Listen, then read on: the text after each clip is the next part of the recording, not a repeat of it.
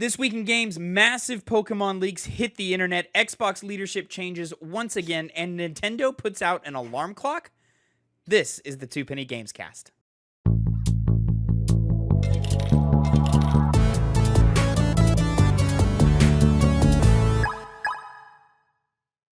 What's poppin', players? Welcome back to the Two Penny Gamescast, episode 221. I am your host, Tavin Bothel, here with my good friend and co-host. Say hello to the people, Connor Elliott. Hello, and it's good to be back. You're back, baby. Let's go. Connor, how was your vacation? It was very nice. Very nice. 2 weeks you were gone. You were gone for 2 whole weeks, my friend. New York to Providence to Boston to Bar Harbor to Portland, Maine.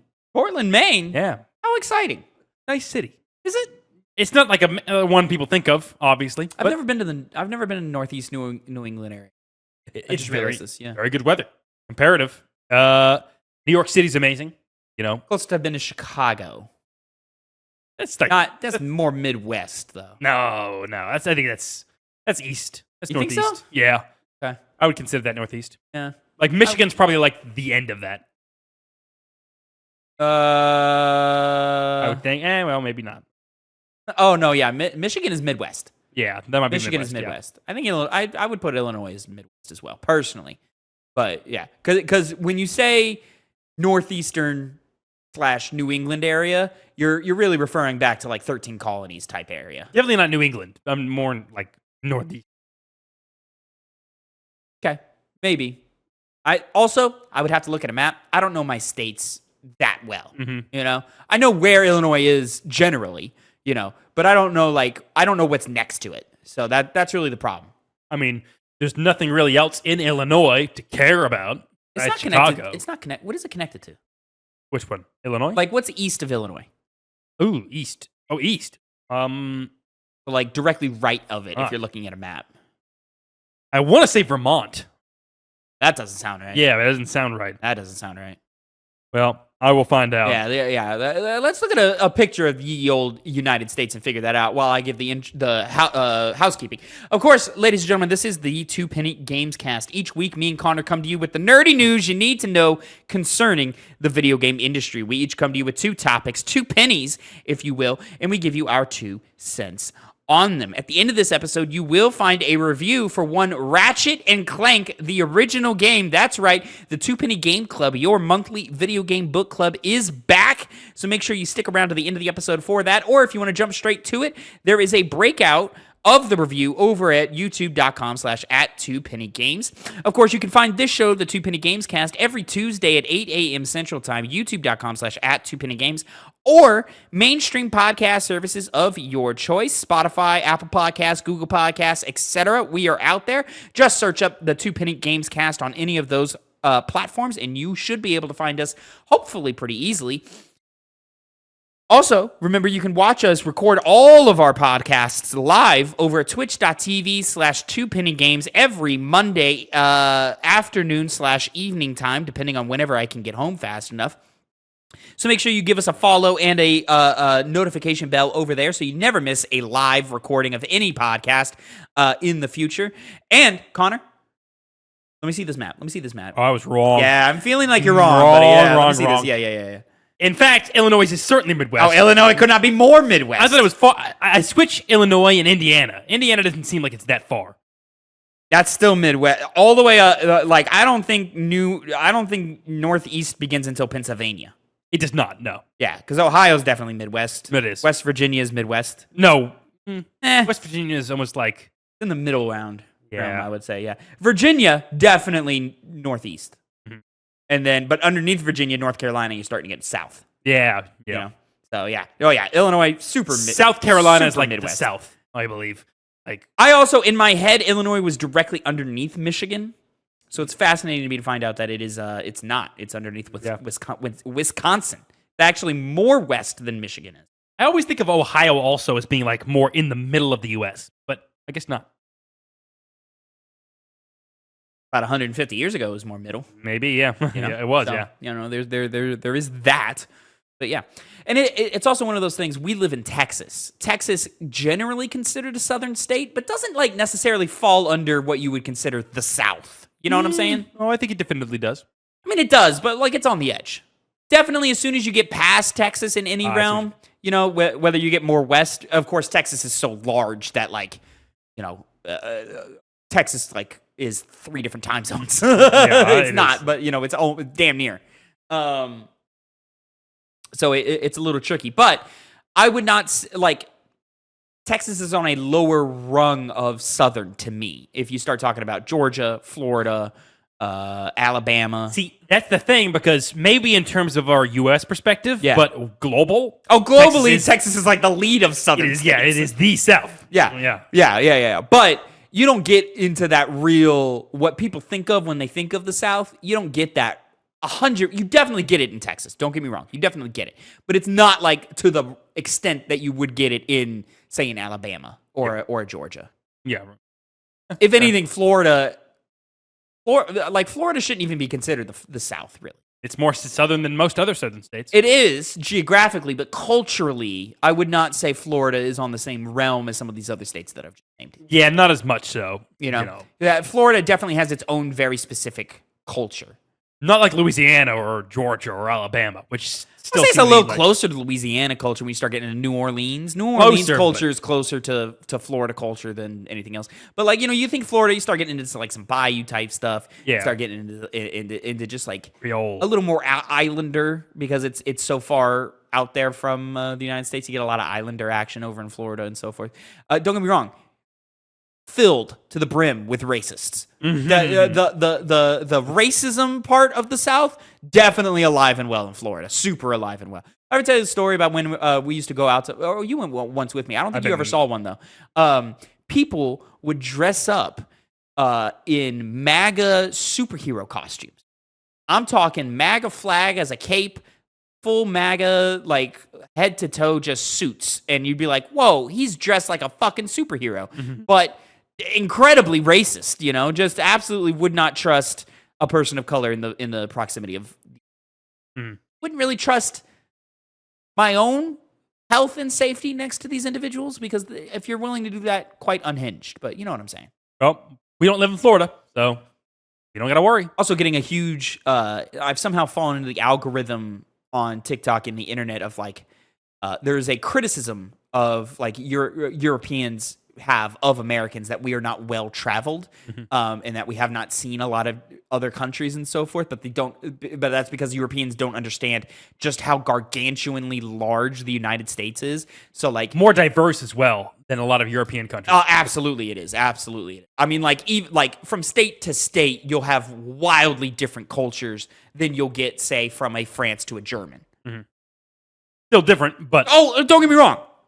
Absolutely still different, but, like, just not to the same extent, I would say. Like, a Californian is very different from a New York. Yeah.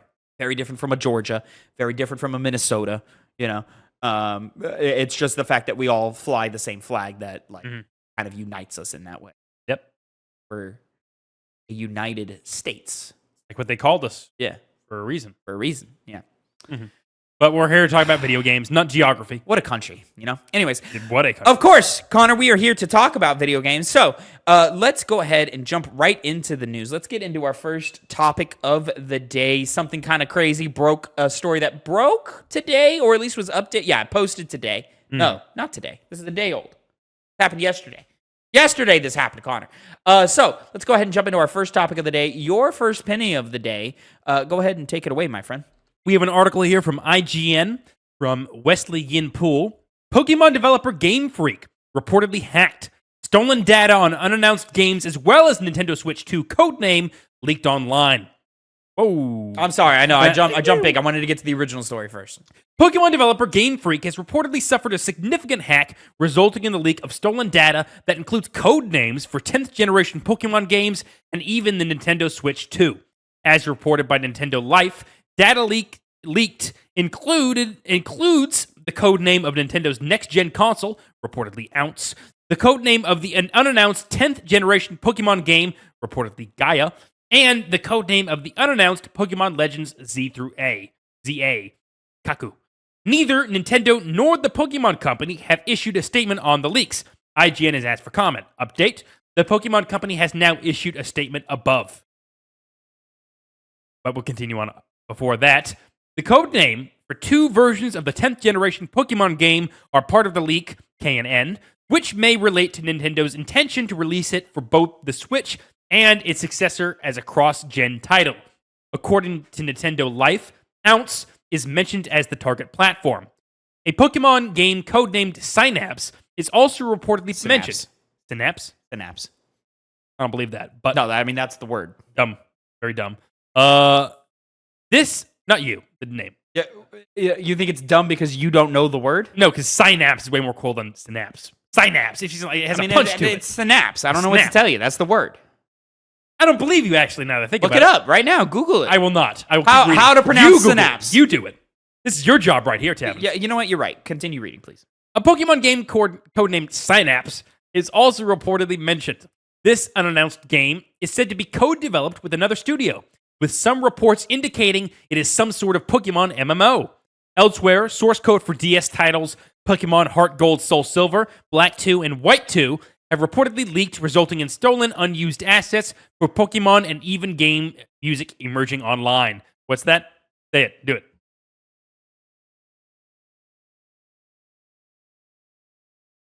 Get fucked. Dumb way to say it. Get fucked. Literally inferior, probably said by a southerner, a northerner. We talked about the South over and over. Actually, that'd probably be a more like northern way to pronounce it. Anyway, Probably. yeah. Outside of the games themselves, there is plot info relating to an unreleased sequel to 2019's Detective Pikachu movie, supposedly called The Great Detective Pikachu. This movie was reportedly directed by Jordan Bot Roberts, the King of Summer, King Kong Skull Island, and planned for release in 2024. So it's unclear what happened to it. Indeed, there is evidence to suggest a trilogy of live-action Pokemon movies was at one time considered, with the third apparently revolving around the Game Boy. Ooh. Nice, really? Right? The data It wasn't until that director got hit with, oops, that's not the right. Got attached to the wonderful and still thriving, clearly, project Metal Gear Solid with Oscar Isaac as Solid Snake. Clearly, that movie is happening. Sure. Yeah. Yeah. This data also includes everything from emailed meeting summaries to Pokemon lore information, with a mention of so far unannounced Pokemon live service show from Netflix. This Pokemon leak rekindles memories of the infamous Nintendo Giga Leak of 2020, which revealed previously unknown canceled games, prototypes, source code, development tools, and internal communication as part of what was at the time the largest leak of internal video game information ever released. Nintendo has yet to reveal its next-gen console, Dub Switch 2, last month, allegedly prototype. The response from Game Freak is as follows. The company said its server was illegally accessed with 2,606 cases of current, former, and contract employees' names and email addresses accessed. The Japanese language statement carries a date of October 10th, 2024, and does not mention the Pokemon data that has emerged since. In the statement, Game Freak apologized to all of those affected by the data breach and insisted the vulnerability at the heart of the hack was since rebuilt. Okay. Yep. Well, to start with the people aspect, that sucks. That so much information, personal information, has been leaked out in such mass quantity. Hopefully, it doesn't affect these people too much, but you never know. Yeah, that's really, really sad and scary to see. And I'm sure those people are quite worried. I would be quite worried about what is going to happen in the coming months with that information. And even in then, it could be years until that information becomes detrimental to yourself at that point. That is I am switching up as much of that information as possible, changing all my passwords, and probably just abandoning an entire email at that rate, which is unfortunate because it's compromising, and there are ways into personal I don't delete every email I have. So if my email got leaked or hacked open and stuff, I'm sure there's tons of personal information that they could garner from that, which is not great. Yeah.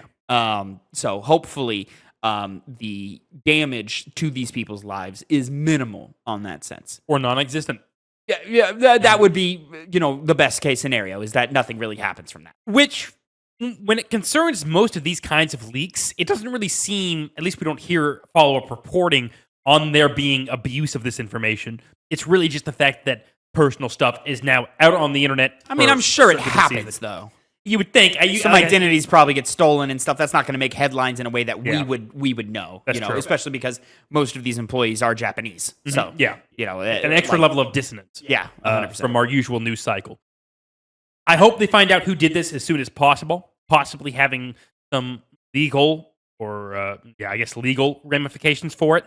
But as we typically see with these kinds of things, that's not very likely. We'll probably find out who did it at some point, but not much more beyond that. These online hacker groups, they can just kind of do these things, cause the damage to happen, and then go off into the mist with no real ramification. And it sucks. Yeah. Should we even talk about sort of the leaks that happened in this? I mean, I think so, right? Yeah. I mean, Detective Pikachu felt successful. Maybe not to like a wide-ranging degree like the Mario movie was, or even the Sonic movies were. But that Detective Pikachu movie was, generally well received. So it is strange that we didn't get a sequel to that, and that seemed to have died somewhere. Probably pandemic, I imagine, is what really, really killed it. Which sucks. I'm sure fans would have liked to have seen more from that. I enjoyed it for what it was. It was very much a kid's movie. It was fine. It wasn't worth it's definitely not worth revisiting or anything like that. So, if it's just kind of lost to time, it just kind of is, you know what I'm saying? But yeah, it's kind of crazy that we didn't get a sequel to that in any shape or form, and us getting information on that now is, kind of a bummer of what could have been, you know what I'm saying? Yeah. Especially a third movie focused around the Game Boy. That's fun. That could have been fun, On top of that, Pokemon as a whole, Legend ZA codename released alongside with other codenames K and N. Maybe those are reference to what their titles could be, but it could also just be very literal, just random letters or whatever. I don't know. Are we at the point in Pokemon games where if Red and Blue are A and B, does K and N match up with that number, or are we past that point at this point? I don't know. The naming conventions escape me. You know what I'm saying? So Silver and Gold would have been C and D. One after that one, Black and White. Phil's not here. Yeah, I know. I need Phil. Phil. So yeah, I don't know. So this could just be their way of how they name Pokemon games internally, which would very much make it oh, all right, cool, whatever. That tells us nothing. And you kind of understand what Game Freak is doing. They kind of have their model of we're going to release our Pokemon game every so often. Now we've introduced the fact that Arceus Legends was so successful that they want to capitalize off of that. Yeah. So you can kind of understand the projects. It's more the people that were impacted by this. Oh, 100%. Yeah, that's the focus. Yeah, that's exactly 100% what it always is, but even more so with this leak. Yeah, 100%. And why does Nintendo, when they do get leaked, why is it in such massive ways? It's big company, I guess. Big company, I guess. Lots of stuff to. I don't know. Into. I don't feel like we get that much information and leaks from the other guys when they get leaked on. You know what I'm saying? I mean, obviously, there are examples of it, but I think the biggest Microsoft leak as of lately was the one that they did themselves by uploading too much information to that publicly accessed file during the Blizzard acquisition fiasco that they kind of did themselves, which was a big oopsie. Insomniac, a bunch of the Insomniac stuff got leaked, their entire timeline for the next decade or whatever. We saw that. And so, I mean, granted, most of the information in terms of what Nintendo is doing is either near future or something that's already passed. Yeah. So there's that. Ounce for Switch 2. Does that give us anything? No? Maybe a new 3D Mario game, in the brand of Shadow Coliseum. Not like Arceus, where it's its own type of game, but more. No. Ounce is specifically for the hardware. I see. Okay. Yeah, and that's what I'm curious about, because the code name for the Switch was the NS, so Nintendo Switch. Yeah. Kind of, you can kind of put it together for with that. But what would Ounce give us? I don't know. Is an ounce lighter? Pokemon Snap. What? I don't know. Pokemon Snap. Maybe ounce is Why are you just throwing in Pokemon Snap in there? I have no clue. Why? I have no clue what ounce means. Are we gonna think about this in any intelligible way here, Connor? This is a thing about weight of measurement. I have no unit of measurement. Yeah. I have no fucking clue. This is... I don't know. I don't fucking know. Yeah, but they're naming it that for a reason, so what could be the reason? That's how much a Pokeball weighs? Why are you on Pokemon? This is about the hardware. Maybe it's Pokemon related. I don't know. Get off of the Pokemon. This is all about Game Freak mainly. It's not about... Yes, that's where you get in the Pokemon K and N and the Pokemon Legends Arceus being Gaia. That's where you get that. But this is saying, hey, the next generation hardware is codenamed Ounce. What could that mean? It's not about the Pokemon. It's about the hardware. Yeah. I'm going to beat you over the head. I don't fucking know. What else did we get? It's like, with Nintendo, it's... What's the next Switch console? It's It's that. going to be Switch 2. It's probably just going to be Switch 2. Pokemon game codenamed Synapse, which was the Pokemon MMO.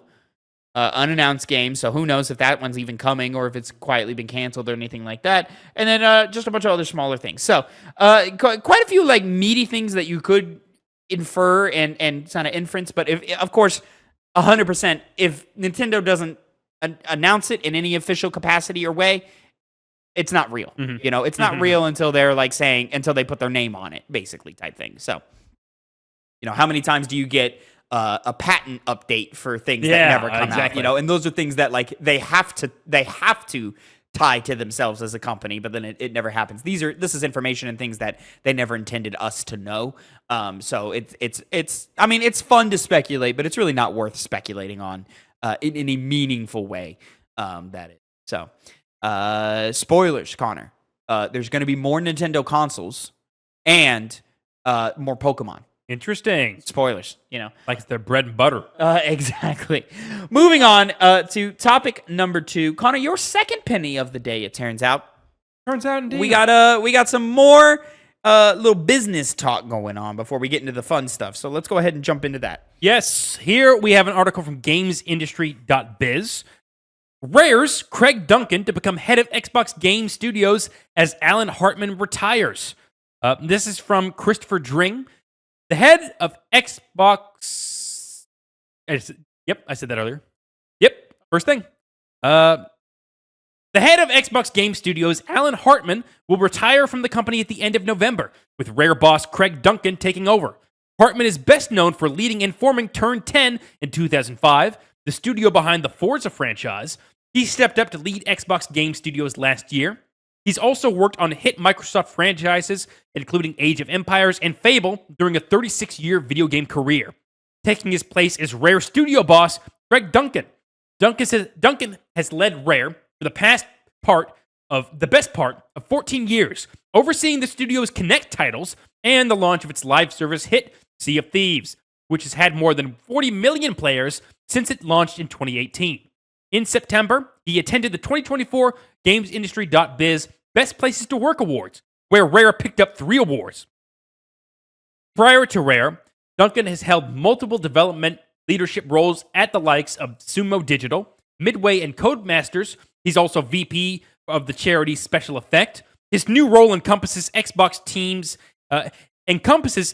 teams, including Halo Studios, The Coalition, Turn 10, Playground Games, Rare, Obsidian, Ninja Theory, Compulsion Games, The Initiative, Double Fine, In Exile, Undead Labs, World's Edge, and more. Duncan will report into the president of Games, Content, and Studios, Matt Booty.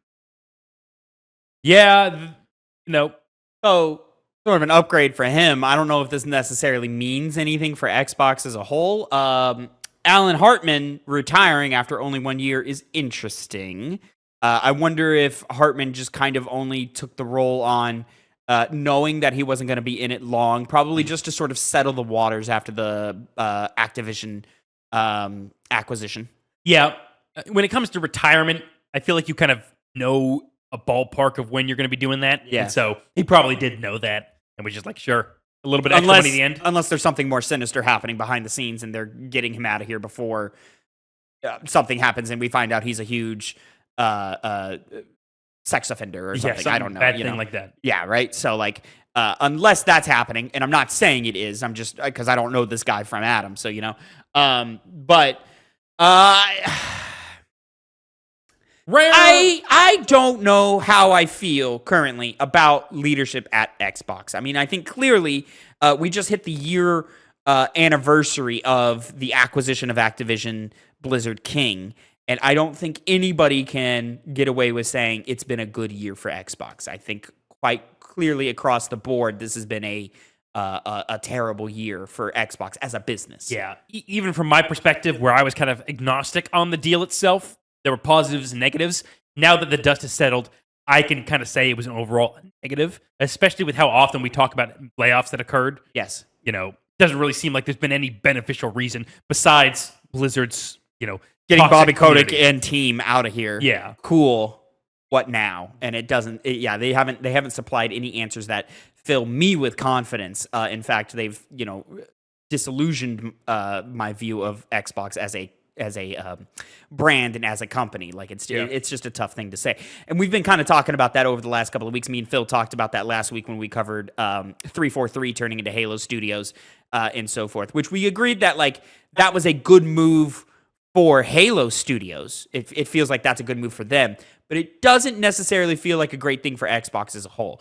This here is the same thing. This feels like a great thing for Craig Duncan. This feels like a great level up. I hope he does well. It seems like he's got a great track record and is proven to be a good leader in this sense, and I hope that's true. And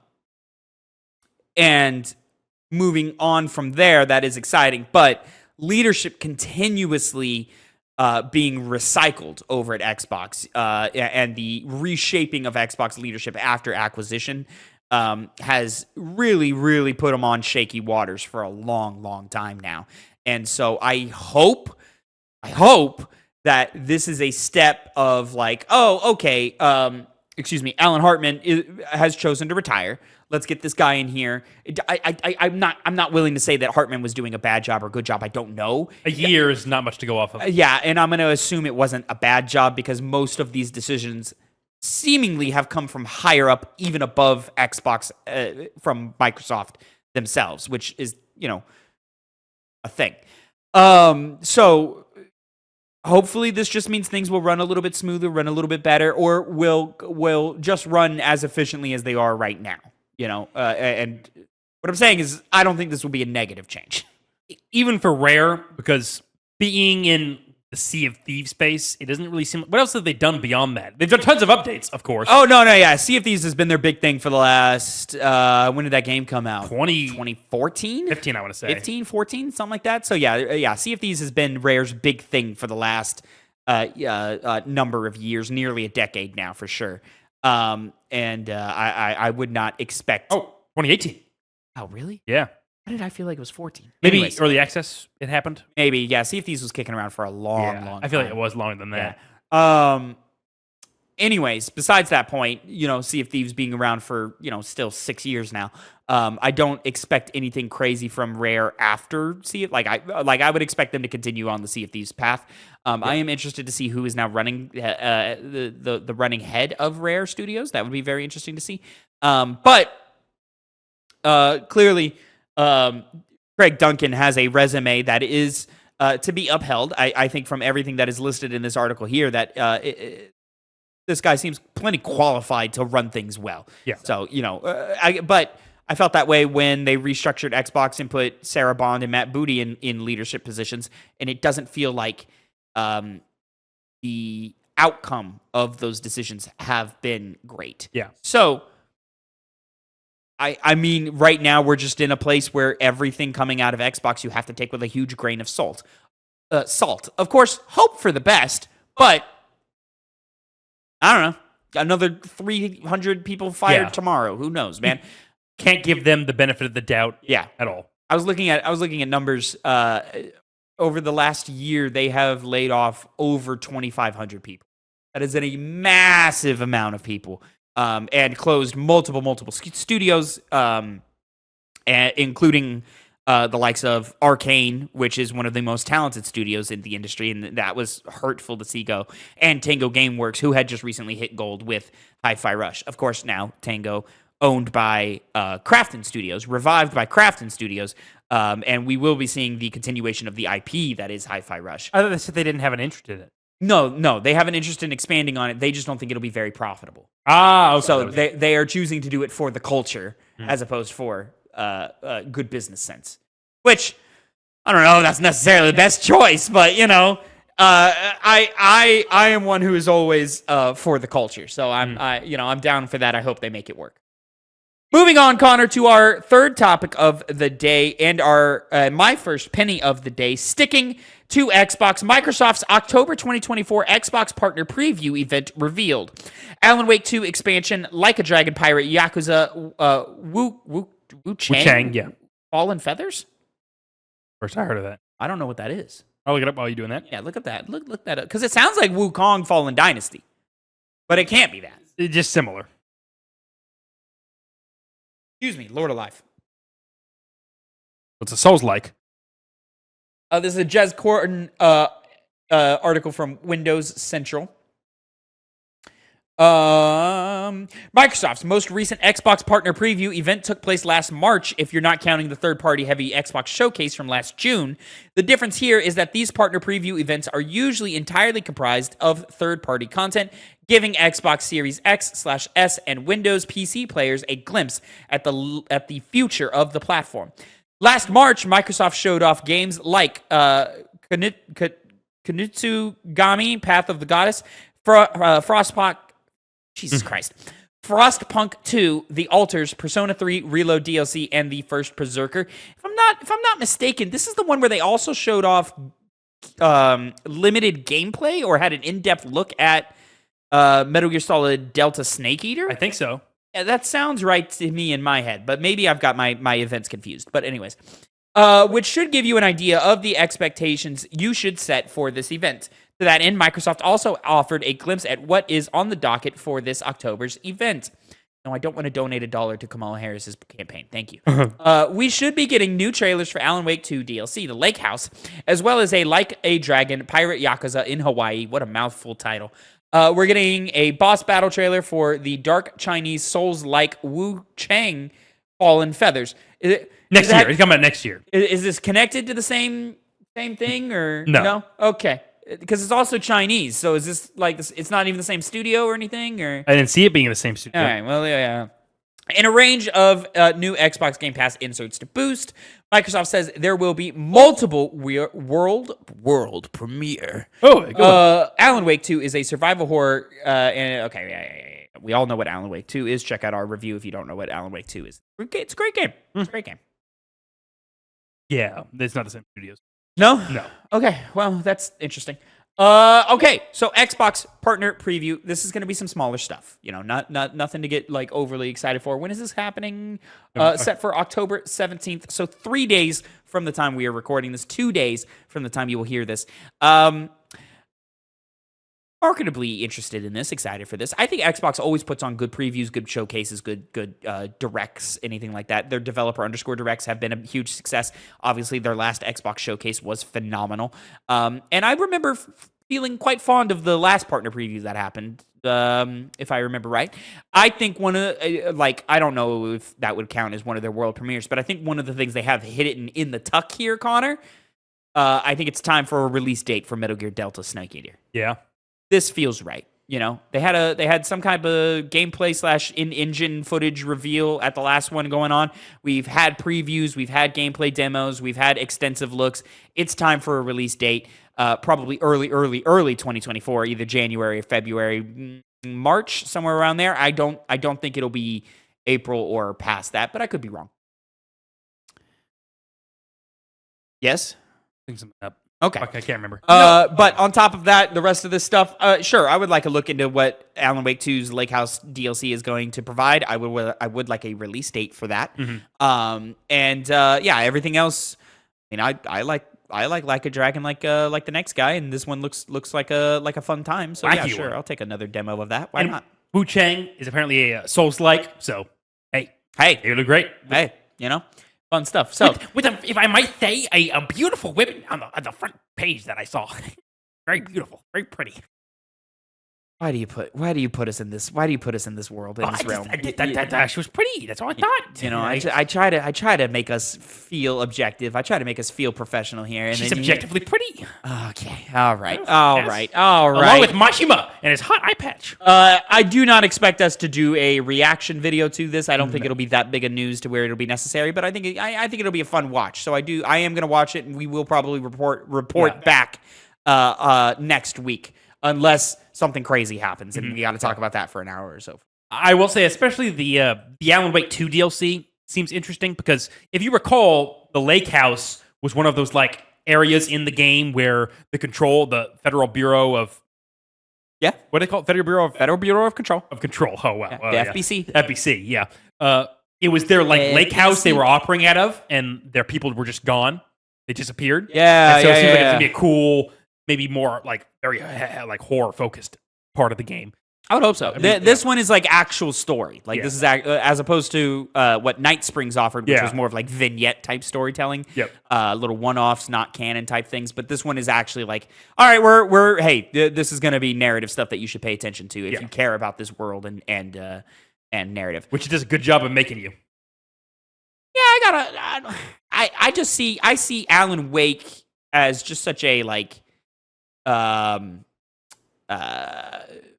interpretation based or like anti-realistic or I wouldn't call it impressionism necessarily, but you know. Well, it's the mix of that and Control and the fucking it's the war like the Marvel's kind of poisoned it in my mind, but I'm just being me. Like it's verse, I guess you would call it. The Alan Wake universe world. Yeah. It's they got a word for it. I think it's not called like the Alan of Wake verse or whatever, Remedy verse, because there's always been that thing of like all the Remedy games are connected or whatever. I've yet to see anybody connect Quantum Break into this universe, but you never know. We'll see. Mm-hmm. I'm curious. I don't know if I'll ever play it or revisit Alan Wake 2 outside of a replay for Game Club or just maybe this playthrough of Alan Wake 1, spoilers, will sort of inspire me to revisit it and put both narratives together, kind of, which would be an interesting thing to sort of examine, but we'll see. It is, but I already did it, so I have no. Oh, yeah, you did it the first time. Yeah. But you didn't do it with my killer theory. You know what I'm saying? That's true. You didn't do that. You didn't have that lens. And I still reject it out of hand. Moving on to topic number 4, our final topic of the day, my second penny of the day. Hey, we got a lot of Nintendo news, ladies and gentlemen. But is it the news you care about? No. I don't know. It's not. It's just not. Jumping over to GameSpot.com, Nintendo launching mysterious Switch Online test soon. This is from George Yang. Yeah, very nice. Yeah, right. Nintendo has announced that it will be performing a Nintendo Switch Online playtest for a new feature coming to the service. Sign-ups to participate in the test will begin on October 10th and run until October 15th. So they're happening right now. By the time you hear this, it's going to be over. The playtest period will last between... No. Oh, sign-up. That's for sign-ups. Hey, spoilers, you can't sign up anymore. It filled instantly. Everybody was interested. You can't do it anymore. The playtest period will be between October 23rd and November 5th, and those who have an active Nintendo Switch Online Plus expansion pack membership are eligible to sign up. Applicants must also be at least 18 years of age, have their Nintendo accounts registered in Japan, United States, United Kingdom, France, Germany, Italy, or Spain. To sign up, those who are interested need to apply to the application page, link on the playtest page. Those from Japan will be chosen through a raffle if there are too many applicants from that region, and the ones outside of Japan will be chosen on a first-come, first-served basis. Nintendo said that the playtest is expected to accept as many as 10,000 participants.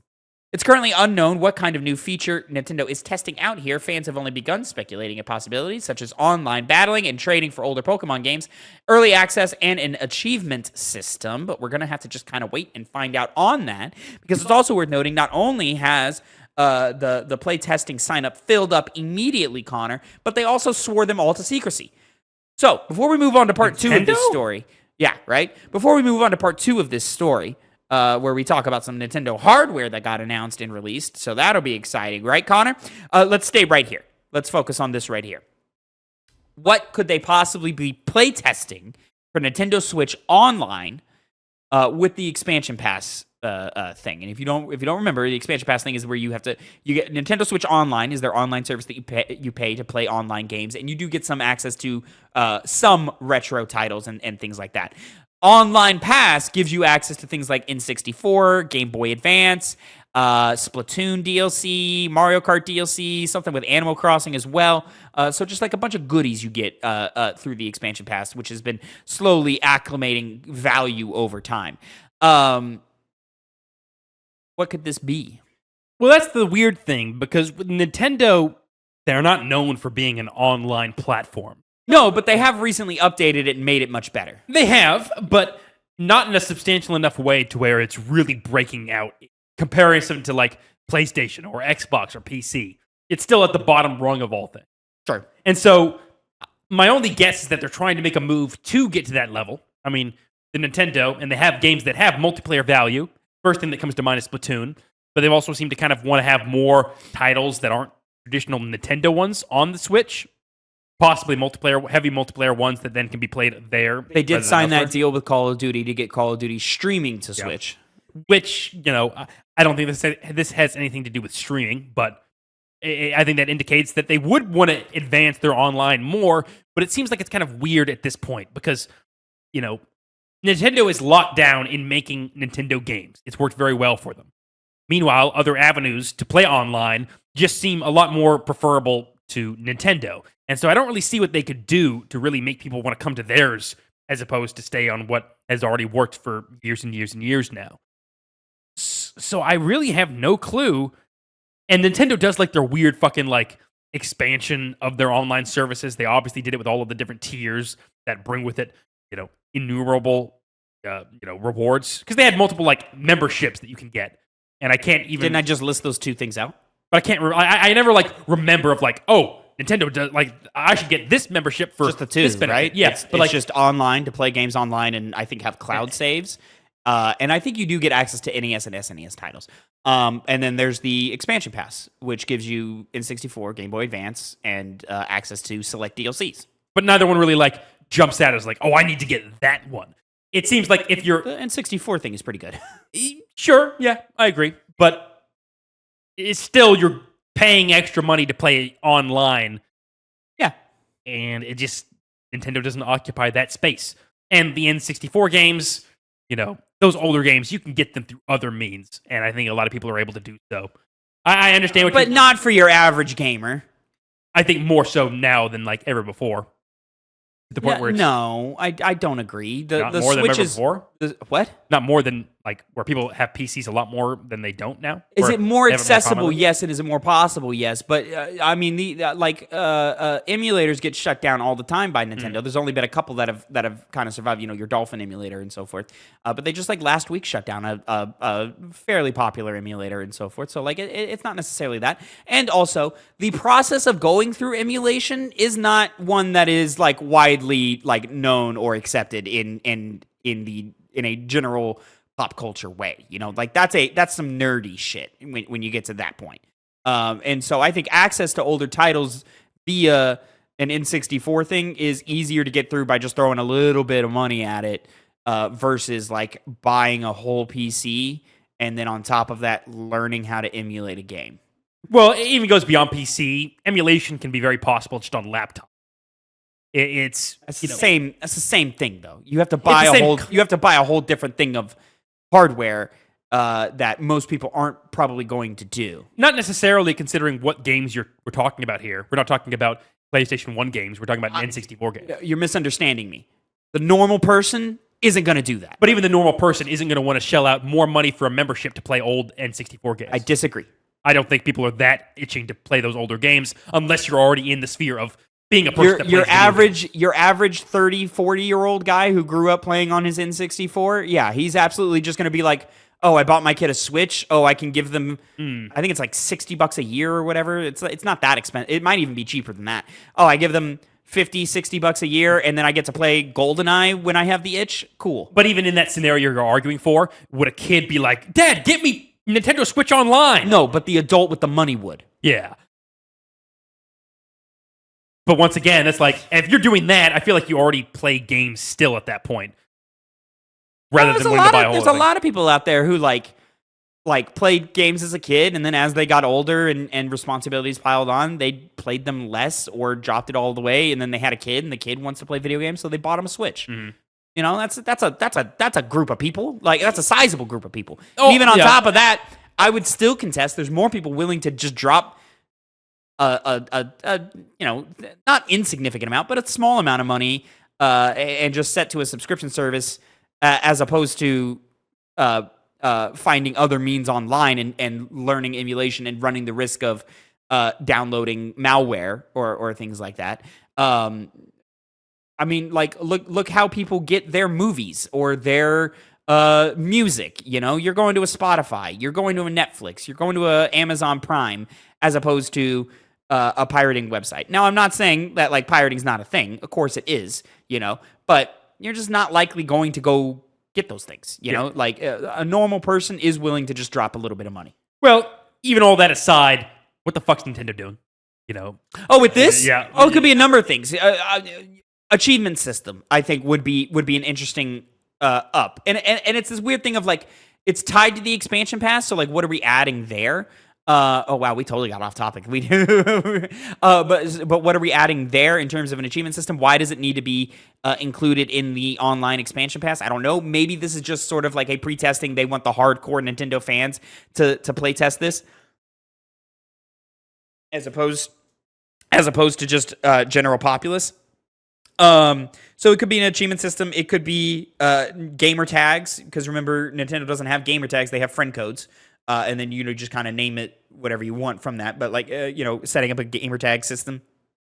I think something to just kind of make the hub experience of the Nintendo Switch more inviting. Because I think that's the number one probably critique of the Switch, is opening it up and getting into the main menu of it. It's just kind of like like it's not really fun to navigate like a PlayStation or Xbox is. Yeah, and all those things could be it, but a playtest for it.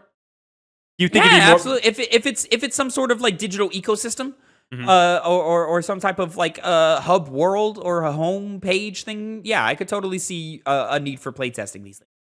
100%. And if it's like an achievement system, it would make sense of them playtesting it with the games that are available in the expansion pass first. You know what I'm saying? Because then it's just like this short, like, little thing. And I think clearly, Connor, the sign up sheet filled up in minutes. So clearly, there's at least 10,000 people who are spending money on a subscription service. Which, that being said, Nintendo has that fan base of Nintendo losers, as I call them. Wow, just play Nintendo games. Yeah, I don't know what this could be. It could be an expansion on that, or an extension on that expansion pass. It could be what we could potentially be looking forward to with the Switch 2 in terms of more of a hub system. I saw one theory that was saying this is going to be sort of a way to subscribe and get forward compatibility for Switch 2 titles on your Switch 1. So instead of buying the console, you can maybe stream Switch 2 games to your Switch 1 by throwing money at them, you know, type thing. That would be interesting. That I could see how that could be profitable for them. There's a lot of Switches out there, you know. There's a lot of Switches out there. And abandoning that player base and hoping that they'll jump onto the next system is a tricky road. I mean, we're still getting games that are getting PlayStation 4 and Xbox One updates because there's just so many people over there. You know what I'm saying? So, you know, as these companies navigate ways to get more revenue to come in, this could be a tactic Nintendo is using to sort of not abandon the 100 million Switches that are out there. Yeah. But still move forward with technology. And then part 2 of this, Nintendo just unveiled an alarm clock that plays Mario coin noises when you roll over. This is a Eurogamer.net article from Victoria Kennedy. Nintendo has unveiled Alarmo, an interactive alarm clock that will respond to your body's movements by playing video game sounds, thanks to its motion sensor technology. On its debut week, initially just for Nintendo Switch Online subscribers before wider availability next year, users will be able to choose from a total of 35 different alarms across 5 Nintendo games. These sounds include Super Mario Odyssey's coin noises, Splatoon 3's ink splats, and Zelda Breath of the Wild's parasail music, to name 3. The parasail music? I can't remember. I don't know what that is. More alarm options are also said to be on the way as free updates. As for turning it off, all you have to do is get up and out of bed. Nintendo does note that if there is more than one person in the bed, however, the alarm clock may get a little confused. Awesome. Hey, if you're going and buying a Nintendo alarm clock, you're probably not with someone else. How dare you, Connor? How dare you? Quote, hey, there are more people. How am I going to phrase this? Yeah, go on. Yeah. I think there is a higher likely chance that someone who buys a cute little alarm clock from Nintendo is more likely to be getting laid than somebody who's actively searching emulators online. I don't know if that's true. That's a hard Venn diagram. It could be true, but it's like, I don't know, like, cause like if you're into this, like you're into like the cuter, like more like aesthetic type things. So you care about the space you're in. Whereas like emulator people can kind of lean into more of that like basement dwelling crowd. They could, but then you're waking up to video game noises, and you want that. Nicole would let me get yeah, this, she would let you. Yes. Yeah. And that's what I'm saying, Quote, Alarmo can't detect a specific person, so if 2 or more people are sleeping in the same bed within range of the sensor, the alarm may stop when one person gets out of bed, but restart once it detects there is still someone in bed, the team wrote. Quote, the alarm will stop completely once everyone is out of bed. There is a button mode, though, which may be handy, literally, for those times when it's more than just you in the bed. You can check the Alarmo reveal trailer out. While Alarmo is at its core an alarm clock, it also boosts a number of other features. For example, you will be able to check records to find out more about your overall sleeping patterns. Additionally, it comes with a sleepy sounds setting, which put on some gentle music and such to help you relax. And the other end of the scale, Alarmo also has a firm mode, which basically means your alarm sounds will get more intense the longer you stay lying in bed. The Nintendo Switch Online members will be available to purchase Alarmo later this week via My Nintendo Store, ahead of its wider launch in mid-January 2025. It's priced at $99 in the US. The UK pricing is yet to be announced. Alarmo is likely Nintendo's mysterious new wireless gadget, which popped up on recently in US Federal Communication Commission filings that referred to a gadget that wasn't Switch 2, which had an embedded motion. Go down a little bit more, please. You know what I'm going down for. What are we going down for? Eurogamer's poll. Okay, here we go. Favorite open world games. It has Assassin's Creed Odyssey, Breath of the Wild, Cyberpunk 2077, Far Cry 5, Grand Theft Auto 5, Horizon Zero Dawn, Minecraft, Red Dead Redemption 2, Skyrim, The Witcher 3, Wild Hunt, or something else. I would say something else, but let's be unique here. More interesting. I mean, I don't think I have to be unique. For me, it's probably The Witcher 3 Wild Hunt. But Skyrim, you can just go off and enjoy it. I mean, you can kind of do that in The Witcher 3, and the quest system is better in Witcher 3, and just overall gameplay mechanics are better in Witcher 3. Exploration is better in Skyrim, though. Finding every, random little bits. Witcher 3's, open world lies in its quests, rather than it's, go out and see what you can find. There's a lot of, you discovered this cave, there's a monster in it, But, comparative to Skyrim, that's where that shines more. I think Skyrim just works better in a presentational way where they have the music play, they have the big text fly across the screen, and yeah, sure that releases dopamine in the brain, but and I think leads to better. It's also hard because there's so many. Well, I guess there wasn't that many years between the two, but 3, 4. I mean, Skyrim is just such an older game design, though. It is, but it's a peaceful, comforting game. You even experienced that recently. Peaceful and comforting, but I think also kind of boring now. It's just not very. It's not as engaging as it once was, I'll say. Mm-hmm. Whereas I think Witcher 3 still upholds and is still a very engaging open world RPG. I mean, honestly, Connor, I'm gonna be a little controversial here. Assassin's Creed Odyssey. I was thinking that. Do that. Click on that. No, I like Witcher 3 more than Odyssey. But what's gonna win? Probably it's probably Breath of the Wild or some shit. Oh wow, this is a much more split vote than I would have expected. Red Dead Redemption 2. Red Dead Redemption 2 takes the lead. Yeah, that's the populist. People really like Red Dead Redemption 2. And it's a good game. Like, we're not denying it's even a great game, right? For open world? Yeah, right? Like, it's kind of like, all right, we're kind of cool. I mean, yeah, there is a lot of things to, like, explore and random encounters to find and things like that. But, like, also, like, the game is kind of scripted in a way for you to find those random encounters. Like, so, yeah, I don't know. Yeah, I'm not...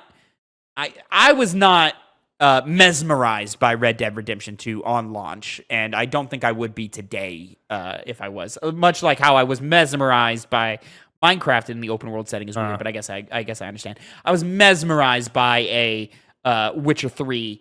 I was kind of mesmerized by an Assassin's Creed Odyssey. Breath of the Wild. I understand why people would say Breath of the Wild. I personally was not, but I understand why someone would be.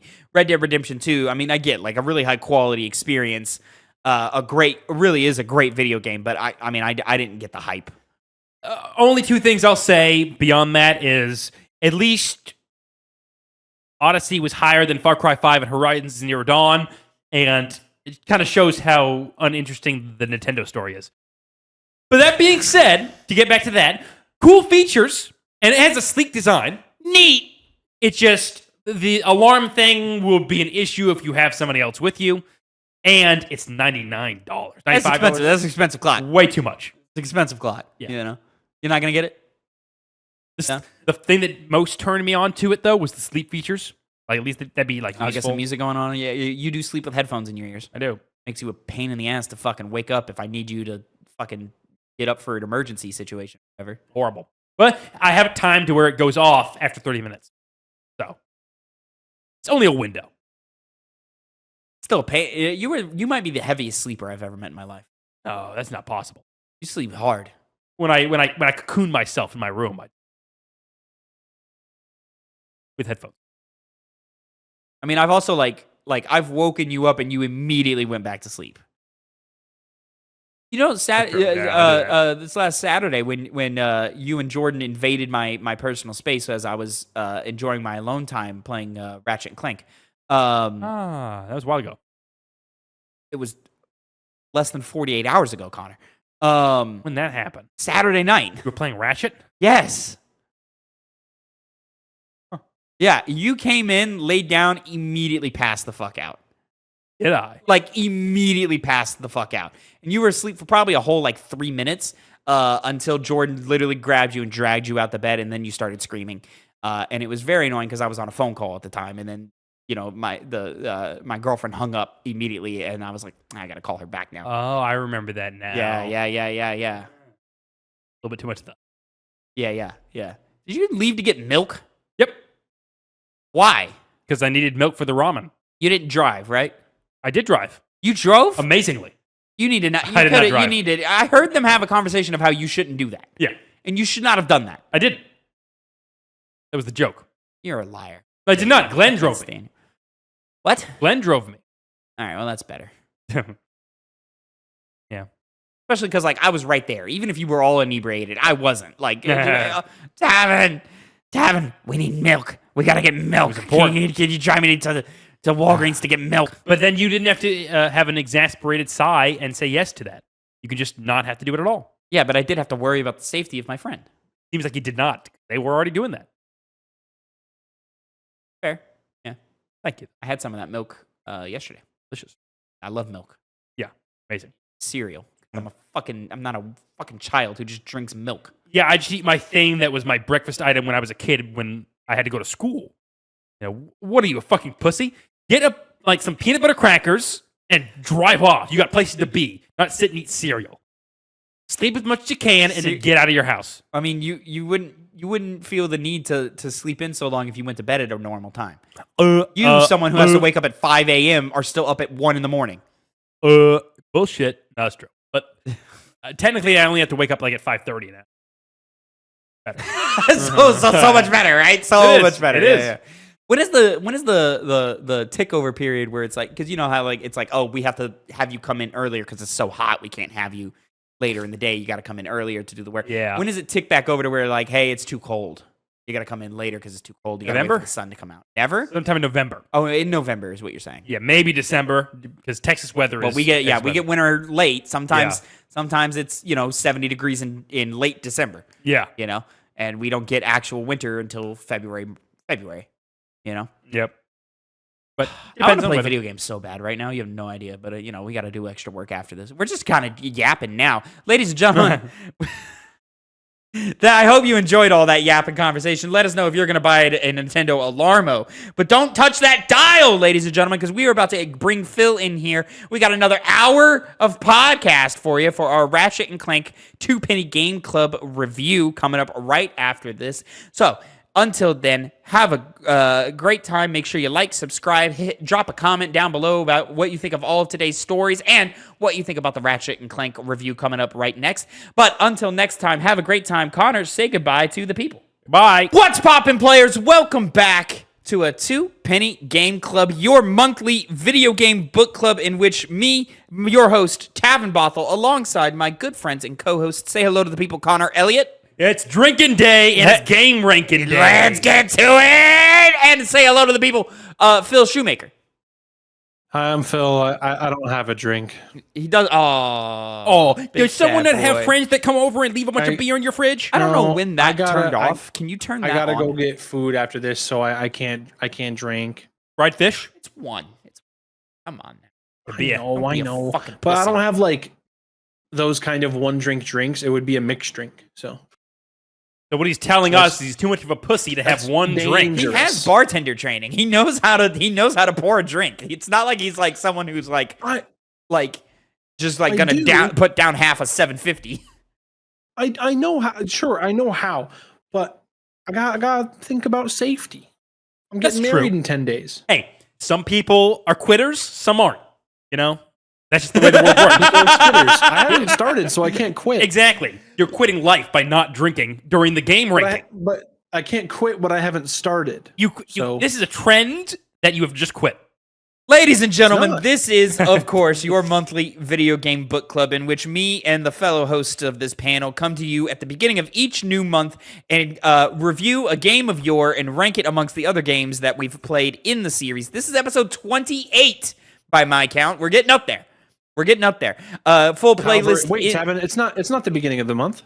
It's not. I'm getting there.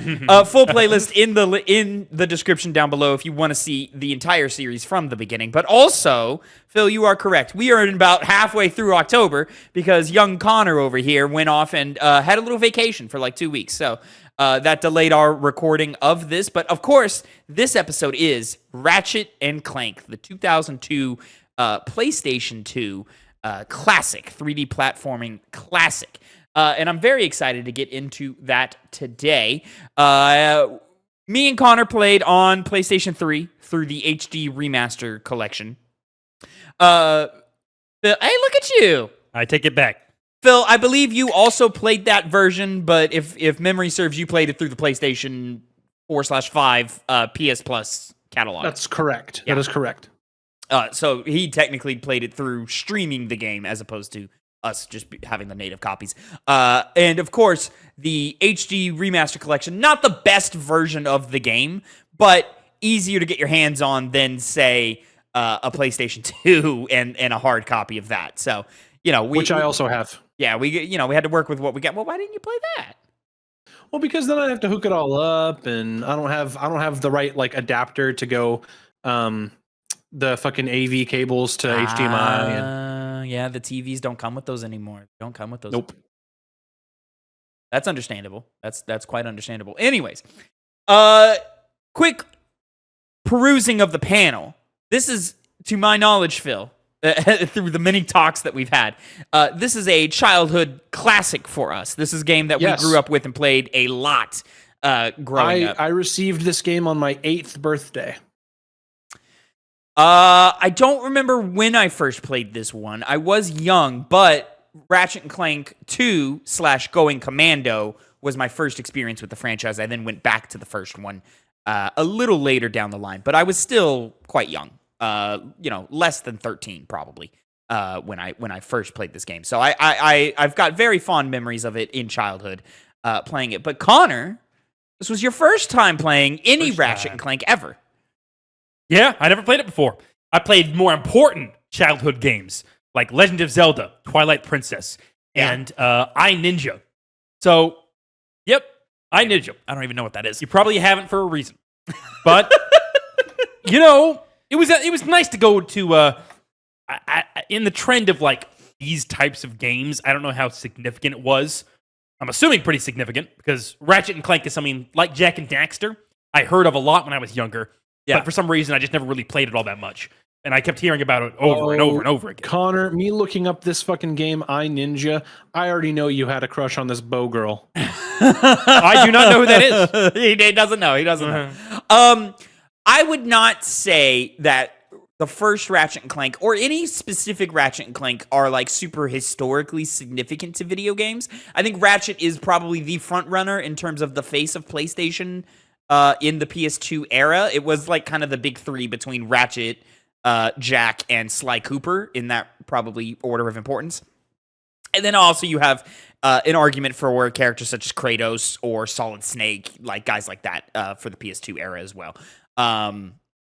So it's kind of tricky, but yeah, big mascot platformers were a big thing back in the day, and I think Ratchet and Clank has just always been successful enough to warrant more.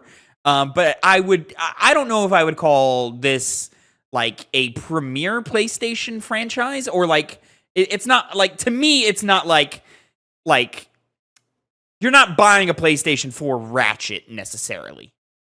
Yeah, but it still was significant in the PlayStation. Again, this gets a little tricky in PS2. He was definitely at the most significance in the PS2 era. Yeah, for sure. Yeah, so maybe you do buy a PS2 for your kid for Ratchet. But yeah, I would not say that like this is not, in terms of historical significance, this is not on the level of a Mario 64, a Final Fantasy 7, a Metal Gear Solid, anything like that, which we've reviewed all of those. Remember, link in the description down below to kind of see our thoughts on all of those. But, gentlemen, let's get into some quick Tavin, facts. I hate to derail you. Oh, go ahead, please. But I sent a picture in general chat. Connor then reacted to it and gave a nod, which tells me he did indeed have a crush on this bow girl. It was a like, oh, I remember this character. Not in that way, though. I thought you said bow was in bow staff, but you meant bow as in bow and arrow. Why was not the first thing you thought of? I don't know. Because I would have said bow staff. Well, I mean, from the same perspective, you would have said bow and arrow. Well, I would have said bow. In that picture, she doesn't have an arrow; it's just a bow. Yeah, Tavin's reaching. Moving on. Ratchet and Clank was originally released November 4th, 2002 in North America on the PlayStation 2. From VGCharts.com, I'm reading it sold 3.33 million copies in total and has an 88 on Metacritic. Quick vibe of the room here, gentlemen. Does 88 seem appropriate for this? Too high. I think it's a little high. But it's a little high in retrospect, but at the time, This is just what we see with older games. Yeah. Sure. Yeah. But yeah, and yeah. I don't know. 88, I think even at Ratchet's peak, 88 still feels high. Most you think it'd get mid-80s. And I think everybody would agree this is probably not the best Ratchet and Clank game for the most part. It's funny you actually say that, Tavin. Ratchet and Clank, the original, has the same score as Ratchet and Clank Rift Apart. That's crazy to me. That's crazy to me. Rift Apart is the best playing Ratchet and Clank, sure. Overall package, well, we'll get there one day. You know what I'm saying? Yep.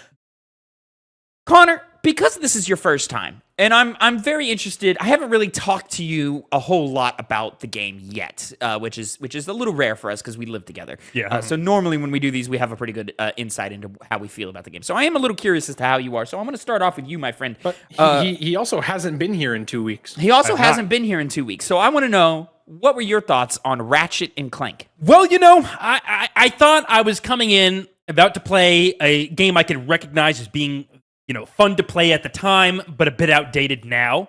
And that is not what I found. What I found is a very fun, pleasant game that left its impression on me more with its tone and style than anything else. Though the combat, the gameplay is something to say. It has, enjoyment in it, a fair good amount as well.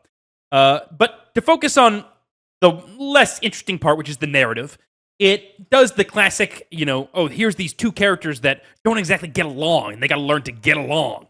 And it always felt forced and weird, and it never felt like friends. Yeah, I mean, A part of that is because Ratchet was never properly characterized until he started having, the issues with Clank. Yeah. I mean, Clank, it's clear it's going with the whole, Ratchet's a bit more nihilistic. He has a, bleaker outlook on the world. He's just a little more selfish. Exactly, and selfish Yeah. as a result of that, I would say. Of course, I don't know what the character is going to go to later on. And that kind of character clashing makes sense, but the aforementioned lack of, characterization of Ratchet made it still seem kind of weird and forced the entire way through. But it's tied into that narrative, and beyond really just the narrative and moment to moment in the game, it's very funny. It reminds me of those cartoons that you can watch that are made for children, that children will enjoy, but if an adult's in the room, they'll consistently be entertained or laughing. Just to the, a lot of it's about like workplace stuff, for example, because the main villain's the evil CEO corporate guy, plays like a classic 80s action movie villain, but with that kid kind of twist to it, which made him very entertaining. Chairman Drek. Chairman Drek, yeah. So he made the game a lot more funny, and, the random characters you meet throughout and the dialogue always had that nice thing that you're looking for with these older games where it, I think of Hi-Fi Rush, where it reminds you of I hate those... to interrupt you, but his title is Ultimate Supreme Executive Chairman Drek. Exactly. Sorry, my apologies, sir. But aside from his stupid name, it felt like of Hi-Fi Rush. Sorry, I interrupted you. No, you're fine. You're fine. It felt like similar to Hi-Fi Rush that you're kind of playing a gamified version of Saturday morning cartoons, which is always a nice style to go for, especially when you're trying to entertain children. Yeah. But beyond the narrative and characters, which obviously aren't that deep, the combat is fun. It's not particularly challenging until the end. Particularly the hardest is the final boss, but that even extends to like the last 2 levels. But Final boss or final level? Final boss and final 2 levels. Okay. Maybe 3 levels. Yeah. There was probably some moments before that were kind of difficult, at least moments were. But it's a game you could tell it's made for children. So it's not really challenging you a lot, which with, action-heavy games like this aren't going to be as good as a game that like demands more of you. But I never felt like I was, getting screwed over at all. I felt like I was consistently having something fun to play with. It has an interesting, movement mechanic with your jetpacks that I didn't really use, and I probably would have had more fun with the gameplay if I did. But it allows you to do like more omnidirectional movement, so you can kind of deal with a lot of the things that are coming at you. But due to the fact that the game isn't all that difficult, until the end, I wasn't really fighting enemies that really demanded the use of that system. And so I would have liked if the game as a whole was built around it, because whenever I would jump into it, clearly that's, I think, where a lot of the gameplay depth comes from. It's just that the game itself doesn't really incentivize you to play that way, unless that's just generally how you always knew unless you played the game in the past like you guys did, and you kind of became... I never used the strafe mechanic in this game. Okay. Never. So maybe not then. I don't know about you, Phil, if you There isn't a strafe mechanic. There is. Yeah. I guess that answered the question. There is. Yeah. When you get the jetpack, it's an upgrade to the jetpack. No, you just have it. Oh. Once you get the jetpack, you just have it. I forget what button you press, but you double click a button, and it causes the jetpack to just be activated all the time, and you sort of like float around. Then hold one of the 2 triggers, and you strafe with that. Mm-hmm. I've never used that. Yeah. It doesn't. I don't think it works very well. Yeah. It was interesting. It's just I thought the game, the way it laid everything out, didn't really incentivize the use of it. But I mean, in my opinion, in that point in the game, you're so used to not having a strafe. Yeah. You're already used to you not using it at all, and so them not having it from the beginning and trying to ham-fist it in there. It feels like an afterthought. It's afterthought, but it should have been there from the beginning, like it is in the sequels. But we'll get there when we get there. Yeah, and that doesn't matter that much, because the weapons that you have access to, it does what Doom has done, a game we recently reviewed, where you constantly feel the need to switch to new weapons. Not because any of them, none of them are really all that great, and so you're constantly looking for your weapon, but rather the opposite, that all of them feel generally good. There may be a couple that you don't take to all that much, but you could just choose not to use them. You like the little punching glove one. Yes, I love that. The Walloper. I never got that because you told me not to get it. So I didn't like, I didn't tell you not to get it. I just told said you bad. like I think it's useless. And I was like, Don't waste your bolts. Don't waste your bolts. Good thing I did not. But a fun arsenal. Your time. But the game kind of it rolled out the carpet for these weapons as you went on, along with the abilities, which coming off of Banjo-Kazooie, which did that exact same thing, but I didn't really feel the need to use all of the moves that I was learning. In this one, I took advantage of all of them. Nice. And the game kind of incentivizes you to through traversal, so you have less of an option that you do in Banjo-Kazooie.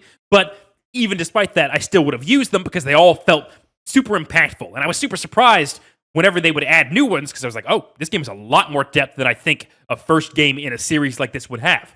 And it lays it out through exploration. So you can kind of get all the nooks and crannies in the area. Uh-huh. You have your golden bolts, which I found the finding of those was pretty a waste of time. And especially when you told me what you get for it. And it's not for level progression, it's for golden weapons. Yeah. Great, I'm a child that gets keys dangled They are in my upgraded face. versions. They are upgraded versions of the weapons, versions, but you only get access to them through New Game Plus. That was the other thing. Yeah. So, doesn't really, if you're going to have an incentive for a collectible, maybe don't lock it behind New Game Plus. But, aside from that. This was the age of the video game where, like, this is the video game you got that year, right? And so you're replaying the hell out of this game over and over and over. True. That was that age of game. Yeah, which I can give it a little bit of leeway there, but I still feel like you can, from the outset, give you an avenue to get a better upgraded weapon through exploration rather than necessarily lock it behind some kind of screen. I agree. Fair enough. For sure. What else to say? Soundtrack was fun. Yes. It's not so notable. I can think, wow, that song from so and so level was there's a couple really of jams in there that I think of when I think of this game. Yeah. There's one. It's the fucking. I can't remember the level. I can't. I'm not gonna bother. But right. There was one that I remember going like, okay, yeah, which is nice. But most of the soundtrack didn't really do that. Really, I guess my final bit before we move on to your guys' review is. It was an interesting perspective going from Mario 64 to Banjo-Kazooie, then to this that kind of follow a general, similar gameplay, not loop, but, pathway. Style. They're in similar genres, yeah. Yeah, and so it was from the perspective of this kind of show, a nice progression. It kind of just happened to be that way. It wasn't planned, and it worked out. So it made me appreciate this game more, though I wouldn't say that would really influence my score on this or not. So, sure. Doesn't really need it because it's a fun game on its own right. Yeah. Which brings me, I guess, to my part of it. Revisiting Ratchet was a fascinating case for me this time around. I still really, let me start. I really like the game. I think it's a really fun game. But I think it is a solid foundation for a first-time entry into a series. But there are key things in design that hold this game back for me. Specifically within... Ooh, everything okay? I just pulled on a cord that I didn't want to pull on. Specifically in the combat, Connor, you kind of mentioned sort of the movement and the difficulty of the game and sort of how it plays out. All the moves are cool. I like all of the moves. And overall, I think Ratchet & Clank is a game that asks... what happens if a third-person platformer focuses a little bit more on the action than it does on the platforming? And what if that action is actually fun? And I think in terms of combat, this is the most fun combat out of the three entries that you named, being Mario, Banjo, and this one. I think This one is the most fun moment-to-moment. But there are key parts of combat design that kind of keep it from being great to me.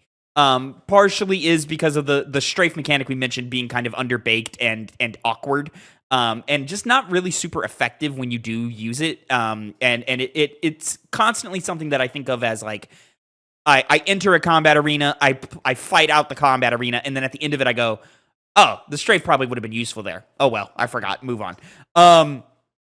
And I kind of find that each combat arena is structured in a way to where the most advantageous or the most efficient way to clear out most arenas is to just kind of sit on the back line, like just outside of aggro reach and just kind of fire at them from a distance, especially in the final levels where the difficulty arc just fucking shoots up for seemingly no real reason. I don't think it needed it got dramatically hard in the later levels, and I don't think it needed to. I understand sort of why they wanted to, but I don't think it needed to. The final level specifically, I think, is actually bad because of how many enemies they throw at you at once, how difficult it is to get at each enemy, and each enemy's like range and ability to see and track Ratchet. Like it's too much at once. I will say the workaround for that, because I understand what you're saying. Yeah. I just pulled out the fucking guided missile launcher and solved that problem. That's what I did. Yeah, that's what I did as well. And as a child, that's what I ended up doing as well. And I think sitting on the edge of a combat arena and using a guided missile launcher, kind of boring. Like not. You're talking about the Visibomb gun? Yeah, the Visibomb. gun? Yeah, Visibomb gun. I would use the Devastator as well and just kind of like jump out, get a couple shots off, jump back into cover type thing, that type of work. But I think where this game shines is the early game. Those first few levels are just back to back to back classics. And it doesn't really start slowing down until a third to close to halfway through the game when you hit Quark's challenge run planet thing. I was literally about to say the same thing. Yeah, that is where you see I think, market decline. And then past that level, there are still some highlights and some really, really fun levels to play. But that is where, like, we start hitting this roller coaster of quality where it's like, oh, this is not good. Oh, this is pretty good. Oh, this is not good. And it just kind of like trades out throughout the game from there.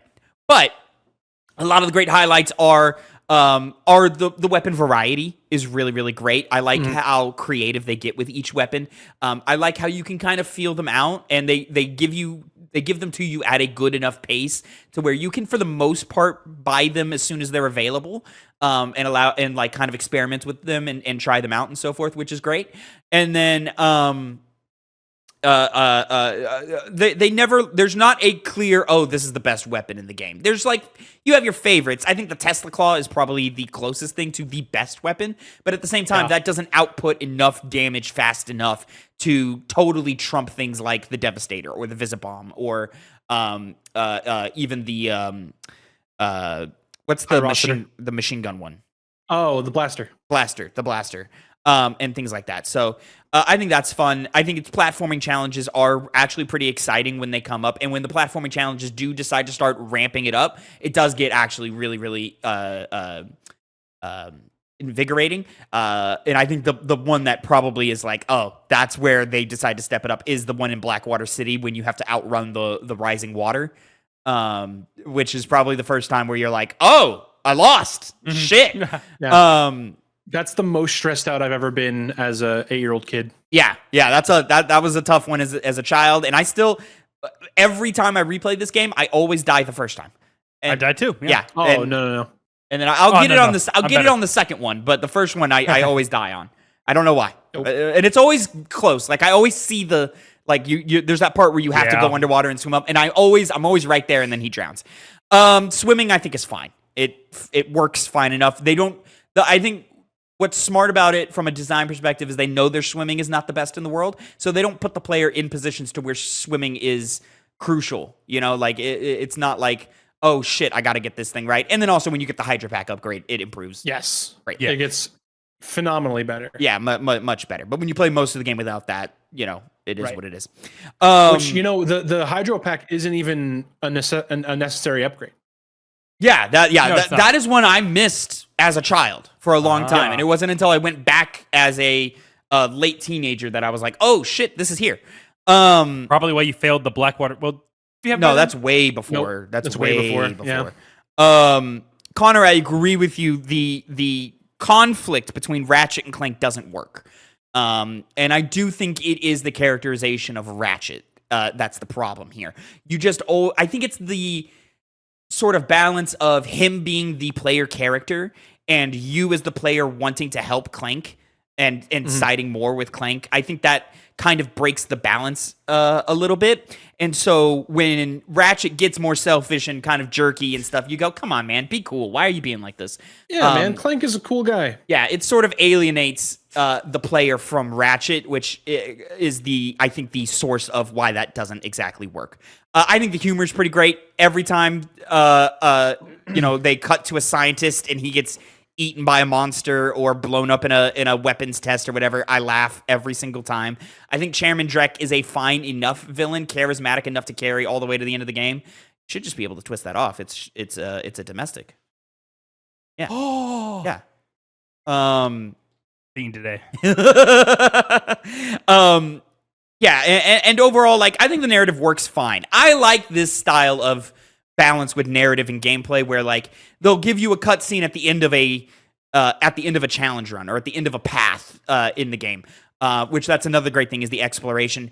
Landing on a planet and immediately having 2 to 3 ways. It's not like the hard rules. Some planets are just one straight linear path, but immediately having here's 3 paths. Pick whichever way you want to go. I think it's exciting to explore every path every time. Also, being able to return to worlds when you get certain upgrades. Yes, yeah, or have planets turn you away and say you don't have what you need here. And it starts early. Like if you like, planet number 2 is not the first planet you should go to. You should go to planet number 3 first, which is Metropolis, and then go back to Atria, something like that. Iridia. In a like proper order, but you as a player don't know that, so that it's kind of fun to just kind of explore in that way. I like the gold bolts. I think the sound design is great. All the weapons sound great. Picking up bolts sounds great. Ratchet feels great to play for the most part. I like the circle strafing that you end up kind of doing in areas, but again, when the game turns the difficulty up, you just end up sitting on the outside and shooting into it, which is not as entertaining or engaging. But yeah, I think as a package overall, Ratchet & Clank is a good time. Definitely recommend. But when it comes time to ranking, I don't know how high I'm going to be on this one, which is kind of crazy for me to say because I have such nostalgia for it. Soundtrack is awesome. But Phil, how did you feel about Ratchet & Clank this time around? Yeah, I don't know if I have that much more different to say from you, Tavin. See, this is such a special franchise to me in my kind of gaming career, as it were. This is just one of those. It's one of those series that like I think about all the time. You know. Yeah. And upon revisit, like you said, this is just such a good kind of baseline starting point for what we know is to come. And I find myself kind of on replay wishing that I had some of the stuff in the newer ones, you know. Like, you can't judge it off of that. You can't judge it off of that. I know, and that's what I'm saying. It's hard for me, right? Like, it kind of loses a little bit of those rose-colored glasses for me, and it's hard for me to separate it. But you know, I'll certainly try. And I was kind of wrestling with that. On this like re-through, you know. I have to agree with you guys in terms of like I'm not a big fan of the characterization of Ratchet in this one. I very much prefer when they're just good buds. Yeah. And you know, when we get to that later on in the series, it's just so it makes me smile, you know. But I don't like how mean Ratchet is to Clank, man. I don't like it. He's just really mean. Clank is just he's a little baby. He got spat out a week ago, you know? And he's really naive. He's really trusting.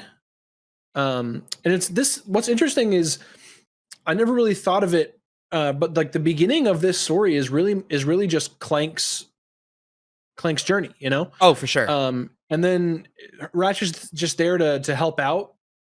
And then at some point he kind of just gets motivated just by revenge, and then eventually he grows into be like a better person.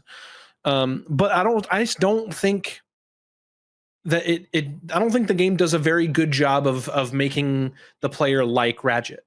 Yeah. You know, he's just very mean-spirited. And I think if they just, I think the pace at which we get to the point to where they start disliking each other is fine. We stay in that beat way too long. That beat needs to be like most of the game. It's most of the game. That beat should be 2 planets max. Like it should be like the end of the quark, and then the next level, and then they don't like each other, and the level after that they figure it out and get along, and then they're buddies for the last third to half of the game. Is how it's just weird. There's some cutscenes where like you get this weird disconnect that has this weird narrative dissonance, right? Where like in one cutscene, after like they have the falling out, right, they'll be joking around and be palling around, and then in the very next one that's like kind of more story based, Ratchet's back to being an asshole. Yeah, and it's really weird, and it's very, it kind of just I don't want to say immersion breaking, you know, it's just odd. It's deflating is how I feel about it. You just feel deflated whenever those moments come up. The issue, I think, is clearly that they made a game around a duo, and it was before they really knew exactly what they wanted to do with it. They had like the concept of what their relationship would be like, which I'm assuming would go on to the next game, but they needed to establish it, and that's where they faltered. And they were like, I don't really know what I'm doing here. Yeah, I just think they made the mistake in... And I can see why from a creative or from a creator's perspective, they made the main conflict of the game happen between our duo, which does kind of make sense because you want to see these guys like start off in a not so great place and then get better and then fall in love with each other, right? And become brothers in that way, right? That makes sense from like a pitch level. But when you actually get your hands on the controls...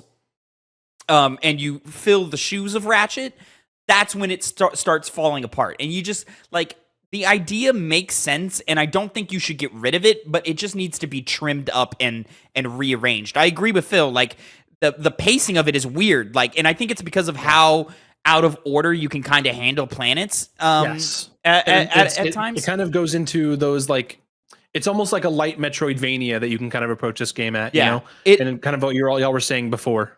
Yeah, narratively, it almost feels like the game expects you to golden path it up until a certain point and then go back and re-explore all those planets.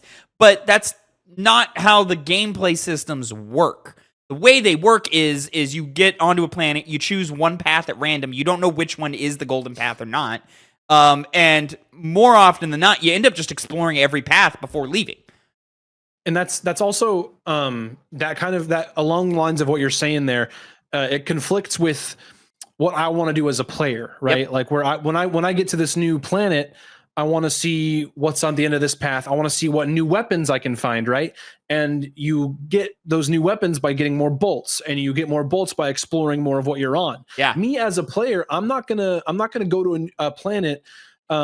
See a new weapon and be, let me go to a different planet, the one that I already went to, and farm bolts and come back to this one and buy that weapon. No, I'm going to explore around as much as I can this world and see and clean up everything I can and try to get these bolts, because that's not how like a gamer's mind works. You know, you want to fill out as much as you can while you're there.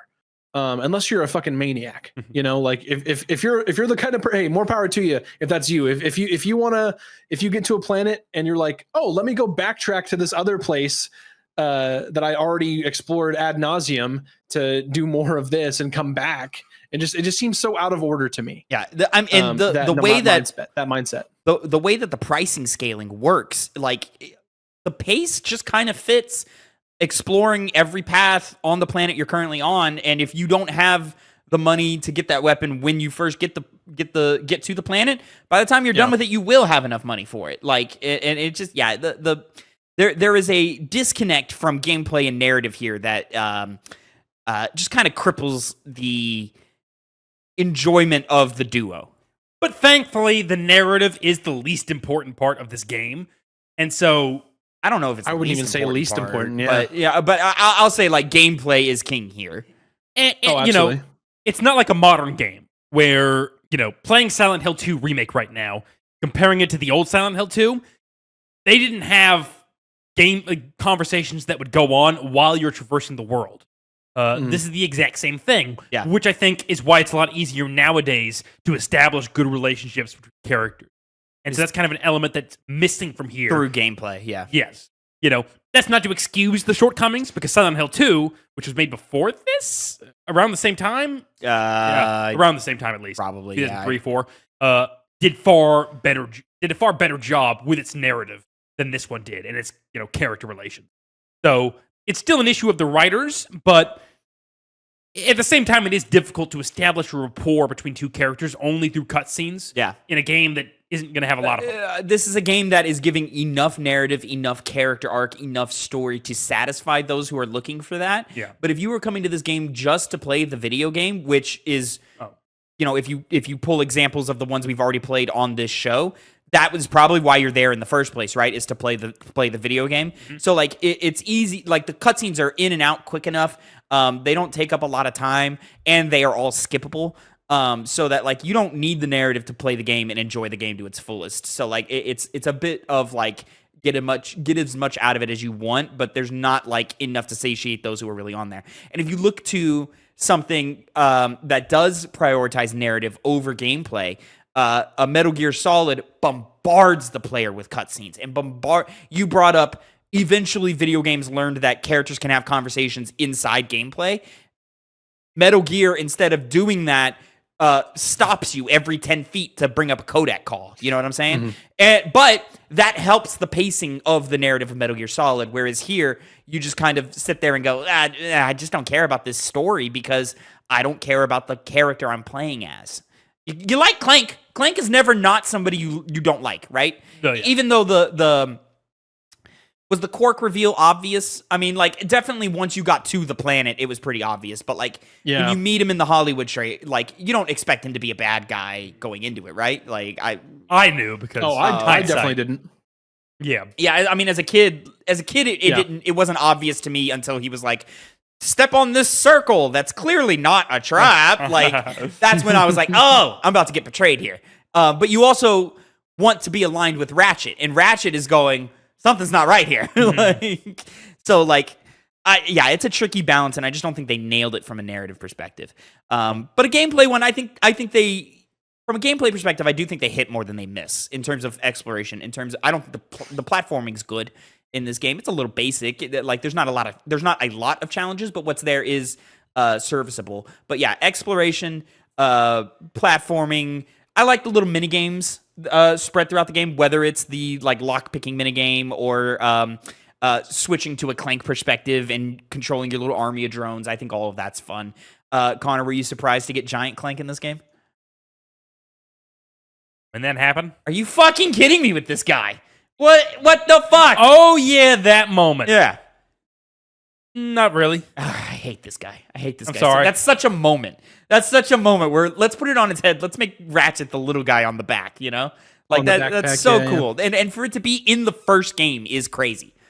It just didn't really like I mean, it was a good sequence. Yeah. But it's not like, wow. The Clank big Clank scene? Wow. See, like, as a kid, it was such a moment. I remember running back and doing that one arena again and again and again and again. Oh, that'd be sick as fuck if I was a kid. Yeah. But I'm not a kid. I mean, exploring from there, hoverboards are fun. They're cool. Like, it's not like the most complex thing. It's just not. It's not the best racing in the series, you know. Yeah, for sure. But it's good. It serves its purpose. You know, it's fun to do. It doesn't incentivize you to do it. You know, it's just like one. I was gonna say I was gonna talk about a moment and kind of talk about how much I love how the game knows how satisfying it is to collect bolts.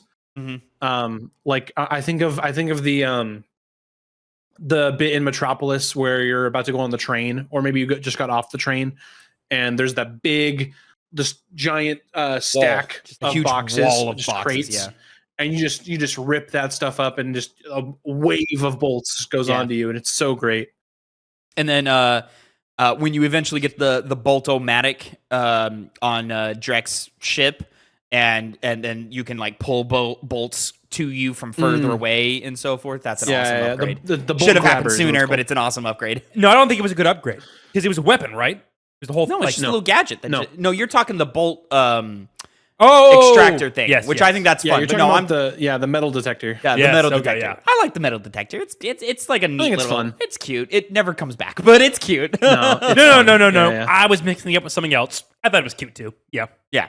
But no, the Bolt-O-Matic is just like the little red thing that you Yeah, just yeah. attach to your belt, and then suddenly like things are just coming in faster. It should have happened earlier in the game. It happens way late, and it should probably happen more like probably closer to the halfway point. It's just a quality of life improvement. Yeah. You should put those kinds of things as early as possible. Should have been on Poketaru.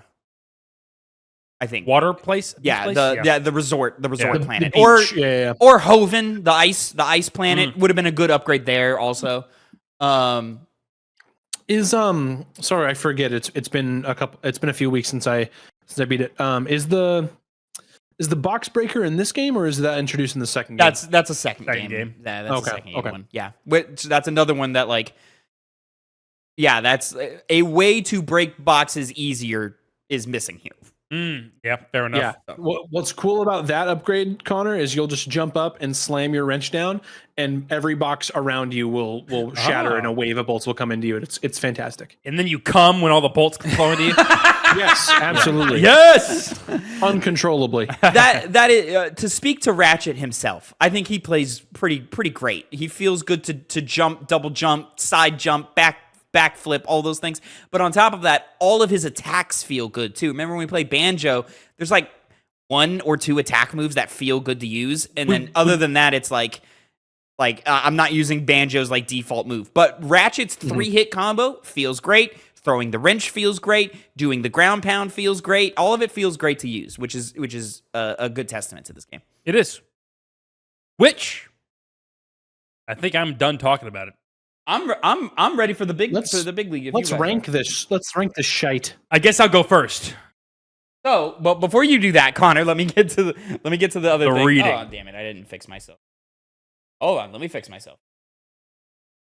You guys, while you're doing that, thought that I would rate it higher than you guys would. I think Connor, you might be more wondering. higher than I am on this one.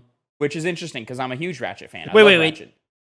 Do you guys have a deciding factor? No, I'll still go first. Okay. Okay. I'm. It's between two things. But we'll get to that in a second. Yeah, we'll get there in a second. I found it. Yeah. Okay. I don't know how to fix it, so it's just gonna look like that. So the rankings are as followed as of today. There are 27 entries on the list. Stick with me, ladies and gentlemen. 27 Fable. 26, Donkey Kong Tropical Freeze. 25, Prey. 24, Tomb Raider. 23, Batman Arkham Asylum. 22, Uncharted Drake's Fortune. 21, Halo Combat Evolved. 20, Dead Cells. 19, Shadow of the Colossus. 18, Mario 64. 17, Resident Evil 4. 16, Portal. 15, Banjo-Kazooie. 14, Pikmin. I did it again, damn it. Pokemon Soul Silver. 13, Severed. 12, Resident Evil Remake. 11, Chrono Trigger. 10, Dishonored. 9, Metal Gear Solid. 8, Shovel Knight. 7, Portal 2. 6, Doom 2016. 5, Yakuza 0. 4, Hades. 3, Final Fantasy 7. 2, The Last of Us. And 1, God of War Ragnarok. Connor? Yeah, I want to start with you first, man. It's your first time through, and I'm just curious as to where you're landing here.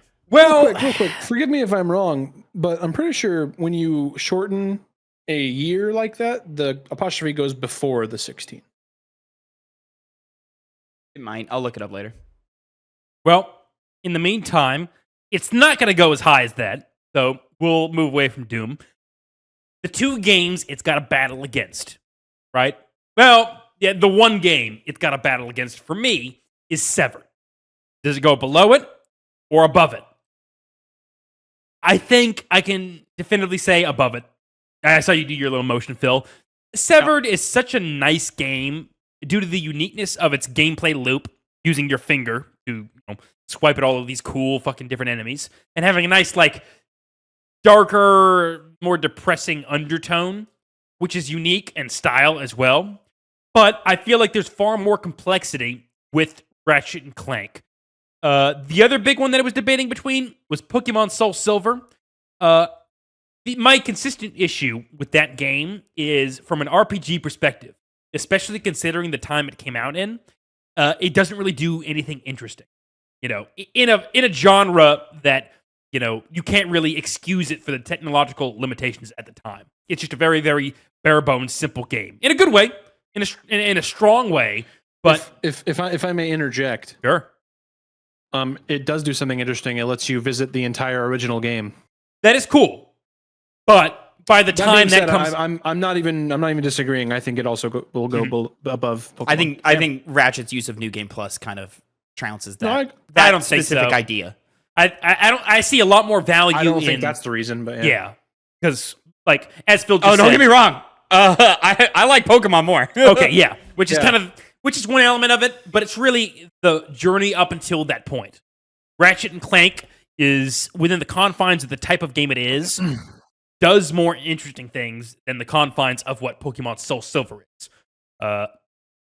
In due part to the fact that you can do more with that genre at the time it was made. So it doesn't have the leeway of it being a product of its time. It's a Pokemon game. So for that reason, I'm going to put it above Pokemon. That's before you could throw that excuse at Pokemon, though. You can't be like, oh, it's a Pokemon game to the second game. That's now. It's more of the RPG elements. Pokemon Soul Silver is not the second game. It is the fucking. I guess I'm giving. I guess you're right because it is the remake version. So like, I should be a little harder to it. But the original, even. But no, I think well. By that point, you had multiple Final Fantasies. You had multiple Dragon Quests. No, I'm not disagreeing. I just don't think you can like shrug off Soul Silver of it's just a Pokemon game because like it's basing its entire gameplay loop off of the second game in a franchise, and I think it being accessible in terms of I shouldn't even be fighting you on this point at this moment. But it being accessible to young players. I think is a benefit. It should be a basic but RPG. You see, that's the thing. Other RPGs that do more interesting things still can appeal to that younger audience without talking down to them. I disagree. No. I think Final Fantasy VII would spit on the player base that Pokemon is going towards. But at that point, I feel like you're getting to a specific player base with Pokemon rather than just the general thing. I don't think you're allowing grace for that player base. But you can find people at the time when they were kids when Pokemon Soul Silver came out that would have already played those other RPG games.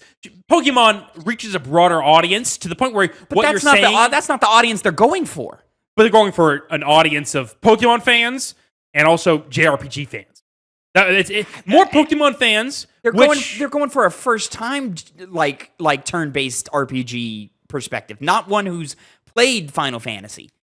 That's true what they're going for, but it's during a time when there are better types of games like that. I don't disagree with you, but I just don't think that's a fair criticism to levy at that specific Pokemon. When we get into later iterations of Pokemon, your X and Ys and your Scarlet and Violets and Sword and Shields, yeah, absolutely, there should be some evolution there. And debatably, Soul Silver should have some better quality of life updates to it, undeniably. But it's that tricky thing of like, okay, well, we're remaking an old game. Do we stay very specific or do we branch out? And they chose to go very specific and just add color and redesign and art. Which, to that point, if you're making a game that's done later down the line, that's even more of a criticism than a leeway to give. It's like, oh, you could have done something more interesting with it, and you decided to stay in the realm of an older beginner JRPG during a time when you certainly with the remake have gone past that point. I suppose. I mean, this isn't even where I want to get hung up on. So. And the thing is, it doesn't even matter. Even if I were to concede that point, Ratchet and Clank occupies a point where games like Banjo, like Mario 64. Were played by people who probably played this one, but it's elevated it to such a point that is enjoyable even years after the fact. Has it? Connor, Soul Silver came out almost a decade after Ratchet and Clank, so. The remake? Yes. Soul Silver's from 2012? I said almost a decade. It came out in 2009. 2009's not that.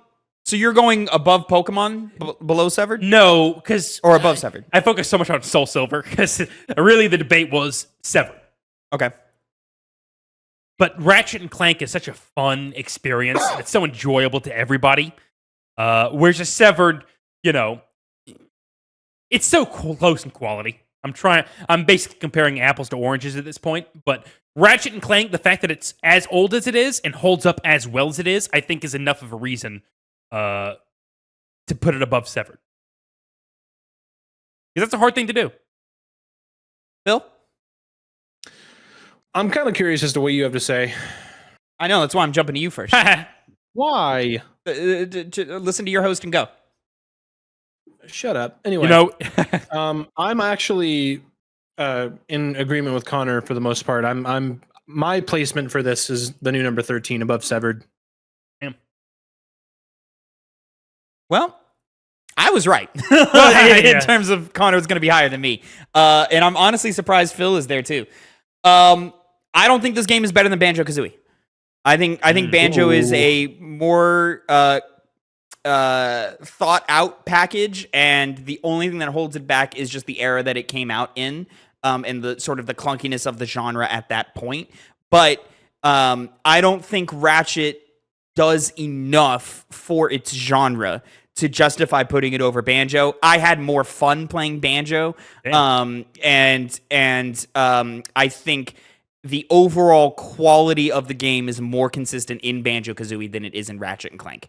And then my brain goes to, well, if I'm not putting it over Banjo, then let's start having detailed conversations about each of these. And this is the realm where things get tricky for me. Because a lot of the next couple of games, I do have more fun playing Ratchet and Clank, but I don't think Ratchet does enough as a video game. There's not enough intention. It's where intention meets execution. And I think Ratchet misses in really easy places that maybe it shouldn't be missing at this point in time.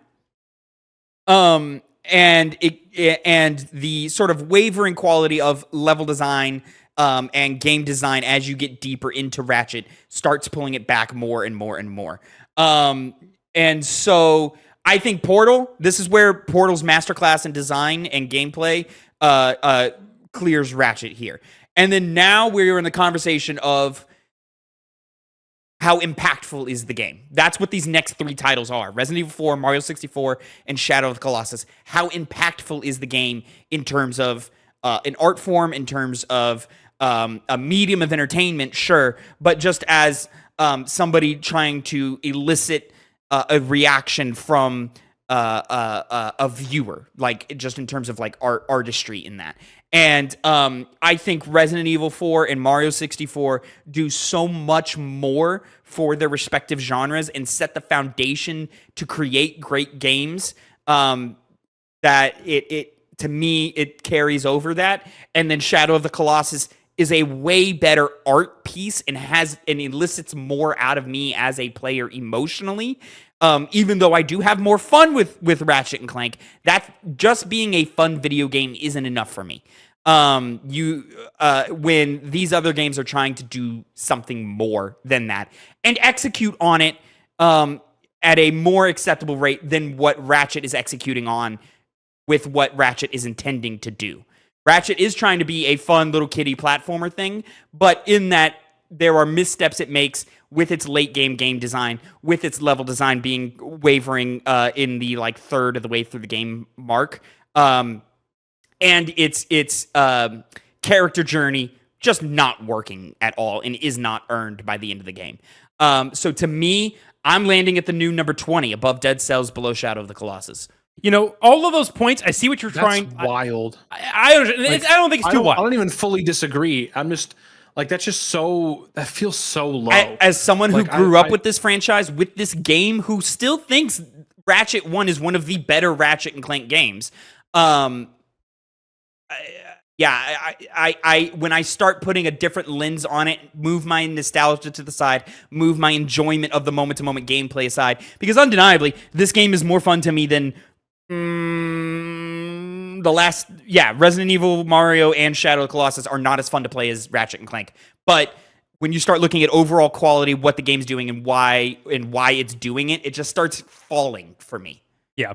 All of those reasons make sense. Starting from kind of lower, Shadow of the Colossus this might be a case of expectation because being in this gaming sphere and constantly seeing people refer to that as being one of the best games ever made, Yeah. it was extremely underwhelming. Sure. As an art form, I get what it's going for Yeah. and being unique in a game in that sense, but every other element falls flat to the point where, you know, Ratchet and Clank with its better gameplay and, you know, the narrative isn't so great. I could say it's a better narrative. It's really the gameplay, but Shadow of the Colossus doesn't even really have like a compelling gameplay narrative to it. It's artsy and interpretation based, right? Yeah. So it's what are you willing to pull out of it from Yeah. the pieces that are there. But at the same time, Shadow of the Colossus is the same era. Which is why I like going So, to like- Mario 64. It's like that's a harder comparison because my ultimate thing with, like I just said, gameplay wise, you know, exceeds Shadow of the Colossus to the point where, and being in the same era, it has no excuses in terms of being a more foundational game like Mario 64 is. I'm just saying that to further clear Shadow Yeah. of the Colossus.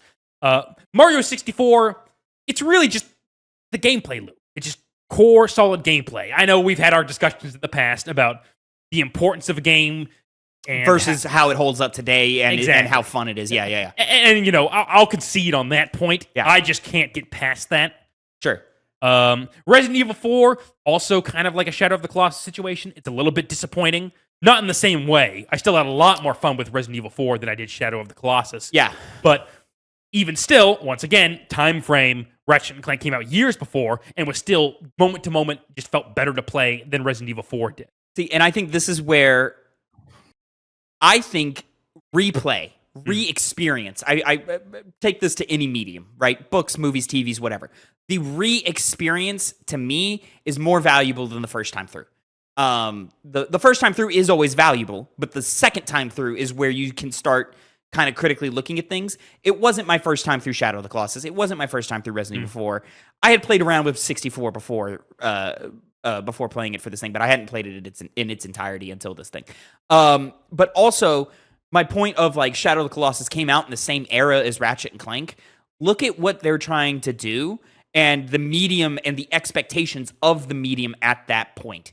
Shadow of the Colossus is way more expressionism, way more anti-realism, and way more like just like trying to like elicit emotion from the perspective of not giving full context to the player, intrinsically stripping away exposition in the hopes that the player creates their own world, which at some points I think is a cop-out. But because Ratchet plays a little bit more to quote unquote realism in the sense that characters portray themselves realistically and have, you know, sort of more normal real world arcs, and kind of failing at that is a huge step back as opposed to this real breakthrough of a different thematic genre that Shadow of the Colossus is. I mean, if you look around, like there's not a lot of games before Shadow that do anything like that. And if you start talking about video games as an art form through narrative, the only other one I can think of is Metal Gear Solid 2. And that is a heavy other side of the coin. We are giving you all of the exposition to give you this theme. Yeah. You know what I'm saying? So like, I just think Shadow of the Colossus doing what it does in that era is more impressive and more necessary in the progression of video games as an art form than Ratchet and Clank is. All valid points. Yeah. Yeah, great valid Look, points. I really like the majority of your arguments in terms of like this and how it ranks like with the other games. The only thing is like I got to think about, because, you know, that's the problem with these kind of lists, you know, where it's not just one person's opinion, it's groupthink, right? Like, Yeah. And to me, like, there are some games on here that I would have lower than others, right? Yeah. But that's just not how it shook out. Yeah. And to me, I look at the big ones I'm looking at are Severed. I'm looking at Shadow of the Colossus. I'm looking at Banjo and how it stacks up in terms of versus Ratchet for me. And I don't like that how, because your argument did kind of sway me in terms of putting it lower. I'm no longer thinking at the new number 13. It would be if I was strictly trying to beat Severed. I just don't think that Banjo is a better game than this.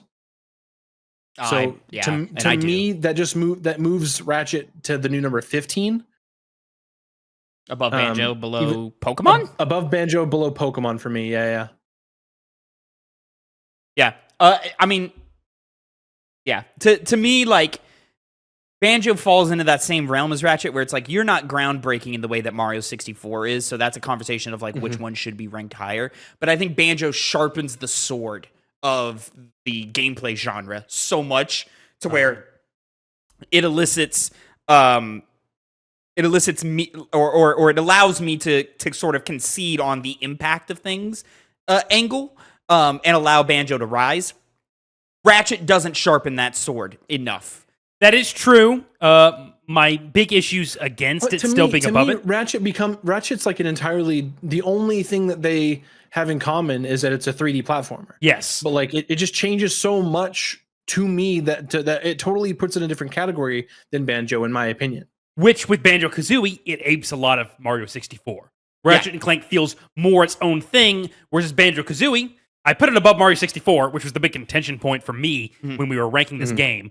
But beyond just being over Mario 64, if we're comparing a more unique game in the form of Ratchet, I feel like it deserves a higher position than it. But beyond even that, this is my original thought when you were going through why you were ranking it lower than all of those other games.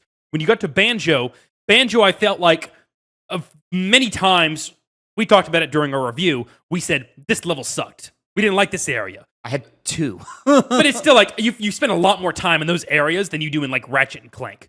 It's a lot more like, especially because you have to have the system of going around and getting puzzle pieces again. Are you? So it's like an hour and a half per level in Banjo. I would say it takes about an hour to get through every level in Ratchet. But it's also that system of like, you have to go and get as many puzzle pieces as you need to. Sure. And sometimes you got to revisit those old levels to get better puzzle pieces, and that would get annoying. Also, the gameplay, combat, I should say, kind of sucks. You know, it's not as good as Mario 64 even, which came before. Oh, I disagree. I think Banjo's combat is better than 64's. I would prefer Banjo's combat over Mario 64. I felt like I didn't engage with it as much. I feel like I don't engage with it in Mario at all. I think at most I'll do a little jumping on guys, but for the most part I'm avoiding enemies. Like, and I feel like Mario has a kick that I never fucking use. Yeah, but and that's kind of like, I think, a symptom of the fact that Mario was known to jump on guys, and so that's how you fought. But it also forced you into combat more than Banjo did. Where Banjo, I felt like you could always get around whatever you were fighting. Which one? Mario 64. Like you would again. I disagree. No, you can totally avoid combat. You avoid combat almost entirely. You avoid it. No, you do. Both with both games, but I felt like with more instances you were required to, to traverse through things properly. I can think of so many times where Banjo literally has a room of like enemies, defeat all these enemies to get a piece. Mm-hmm. Yeah, I can't recall it now that we played it. I'm sure specifically of the robot whale level, and there's like you like swim down, and there's a green tube. You come up, and there's like a bunch of crabs or something, or crab-like creatures. Okay, I remember that. Like I remember moments like that. And to the point, like, I don't think Banjo has aged poorly enough to where I don't enjoy its gameplay. Like, I didn't enjoy Mario 64's gameplay because it's aged that, I don't want to say terribly, just aged that much, right? Whereas, like, Banjo, I think is still plenty playable today. You just have to adjust yourself a little bit, but once you're there, you're there. And there's definitely more of an adjustment you have to make for Mario 64 than Banjo. Yeah. And pound for pound, I think Banjo is more creative than Ratchet. And when, Phil, to your point of, like, not considering this 100% in the same genre, I think Ratchet explores what it means to be a 3D platformer more than Banjo does, but I think, like, it's just sort of a branch off, but it's not like a far branch off to me. Like, it's just a little branch off. To your creativity point, Ratchet and Clank makes you want to take advantage of the new things you're getting throughout the game. We discussed it with Banjo. We were all like, did you use this move that you learned? No? Oh, I did. I found some use out of it, particularly like the peck move. I felt like the things that you would learn in Banjo, you felt less incentivized to use them as opposed to Ratchet, where you are incentivized to use it and you have fun doing so. I also, like, in terms of kind of going off what you were saying, both of you were saying about the creativity between the two, like, I would love to live in the world that Ratchet lives in. Mm-hmm. I'm not trying to go and live where Banjo-Kazooie lives. I think that's simply a matter of they flush out the world of Ratchet more and make it more of a they flush it out in the ways of, like, people live in this world. There's normal people in this world who aren't doing things. So, like, you can understand, you can conceptualize living here because you see other people living here. Whereas, like, Banjo, we're just having goofy, crazy levels. And we're in the lair. And how creative, how fun, how gimmicky can we get here? And But here's the thing is there's people with houses in Banjo too. Like, Banjo has a house he shares with the sister. Gruntilda lives in her castle. Yeah, but that's not like a lair. Mumbo Jumbo has his house. You know, Yeah, people but live in Banjo's world. Yes, but that is more There's of the just pirate in the bay that has a ship. right. But like Ratchet, like, puts a currency system in the game that, like, people live off of, and you're constantly asked for it, which is awesome. I love the capitalism stuff that is going on in Ratchet for sure. We didn't really talk about it in the more review sections. I love all the themes of how evil capitalism is. Almost as if it's something that they should have as well. It's almost as if something that they should have kept exploring in sequels, but at a very specific point decided to drop it and move into a more kid-friendly space. Spoilers. But like in terms of, like, the world, like, flushing out, like, it's just the Banjo house, and it's literally right next door to Gruntilda's thing, because from a gameplay perspective, they just want you to jump in and start jumping on dudes and beating and collecting feathers and puzzle pieces and stuff. Like, it's not like a necessary thing. Whereas in Ratchet, it's like you're exploring a new planet. So what is the culture of this planet? What is the environment of this planet? You start immediately asking questions like that. But that's something that's really appealing to me that kind of puts this above Banjo. Yeah, makes sense.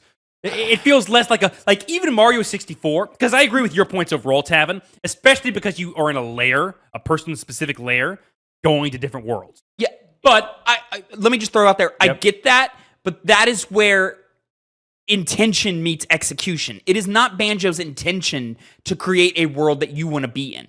Or that you, Phil Shoemaker, want to live in. It is Ratchet's intention to create a world that you, Phil Shoemaker, could see yourself in. But because of that, it's more fun to go to the new levels in Ratchet than it is the new levels in Banjo, which, once again, is just going off of Mario 64 of what crazy concept can we come up with here? Water World. There you go, jump in the paint. Do you feel that way? Because I felt jumping into every level, there was a level of mystery or a level of excitement of, oh, what's this one about? For me in Banjo, whereas Ratchet, it's like, oh, this is a green planet. Oh, this is a red planet. I think that's offset by what you get. I don't know if you're separating what it was like on your first. That is what I am curious about. That if replay has killed that, because I am familiar with everything. Yeah, because you know what everything already has to offer you.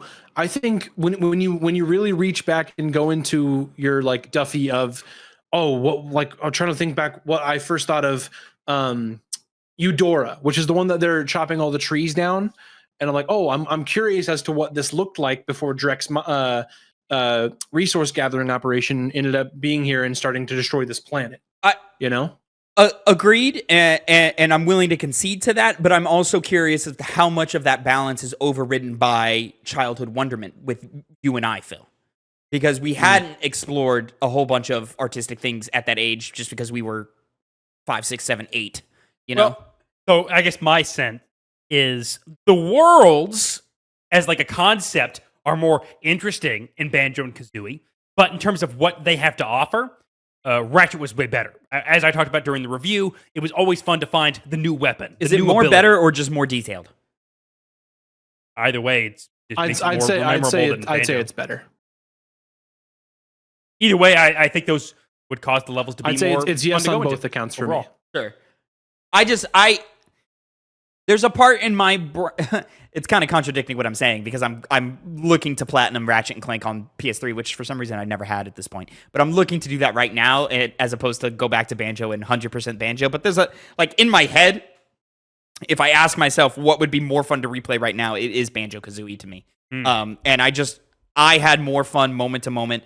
I found pound for pound Banjo to be more creative, and just because Ratchet falls underneath Banjo for me, it then immediately makes me start questioning, okay, well, what the importance of the other titles here I think are more important to the story of video games than Ratchet is.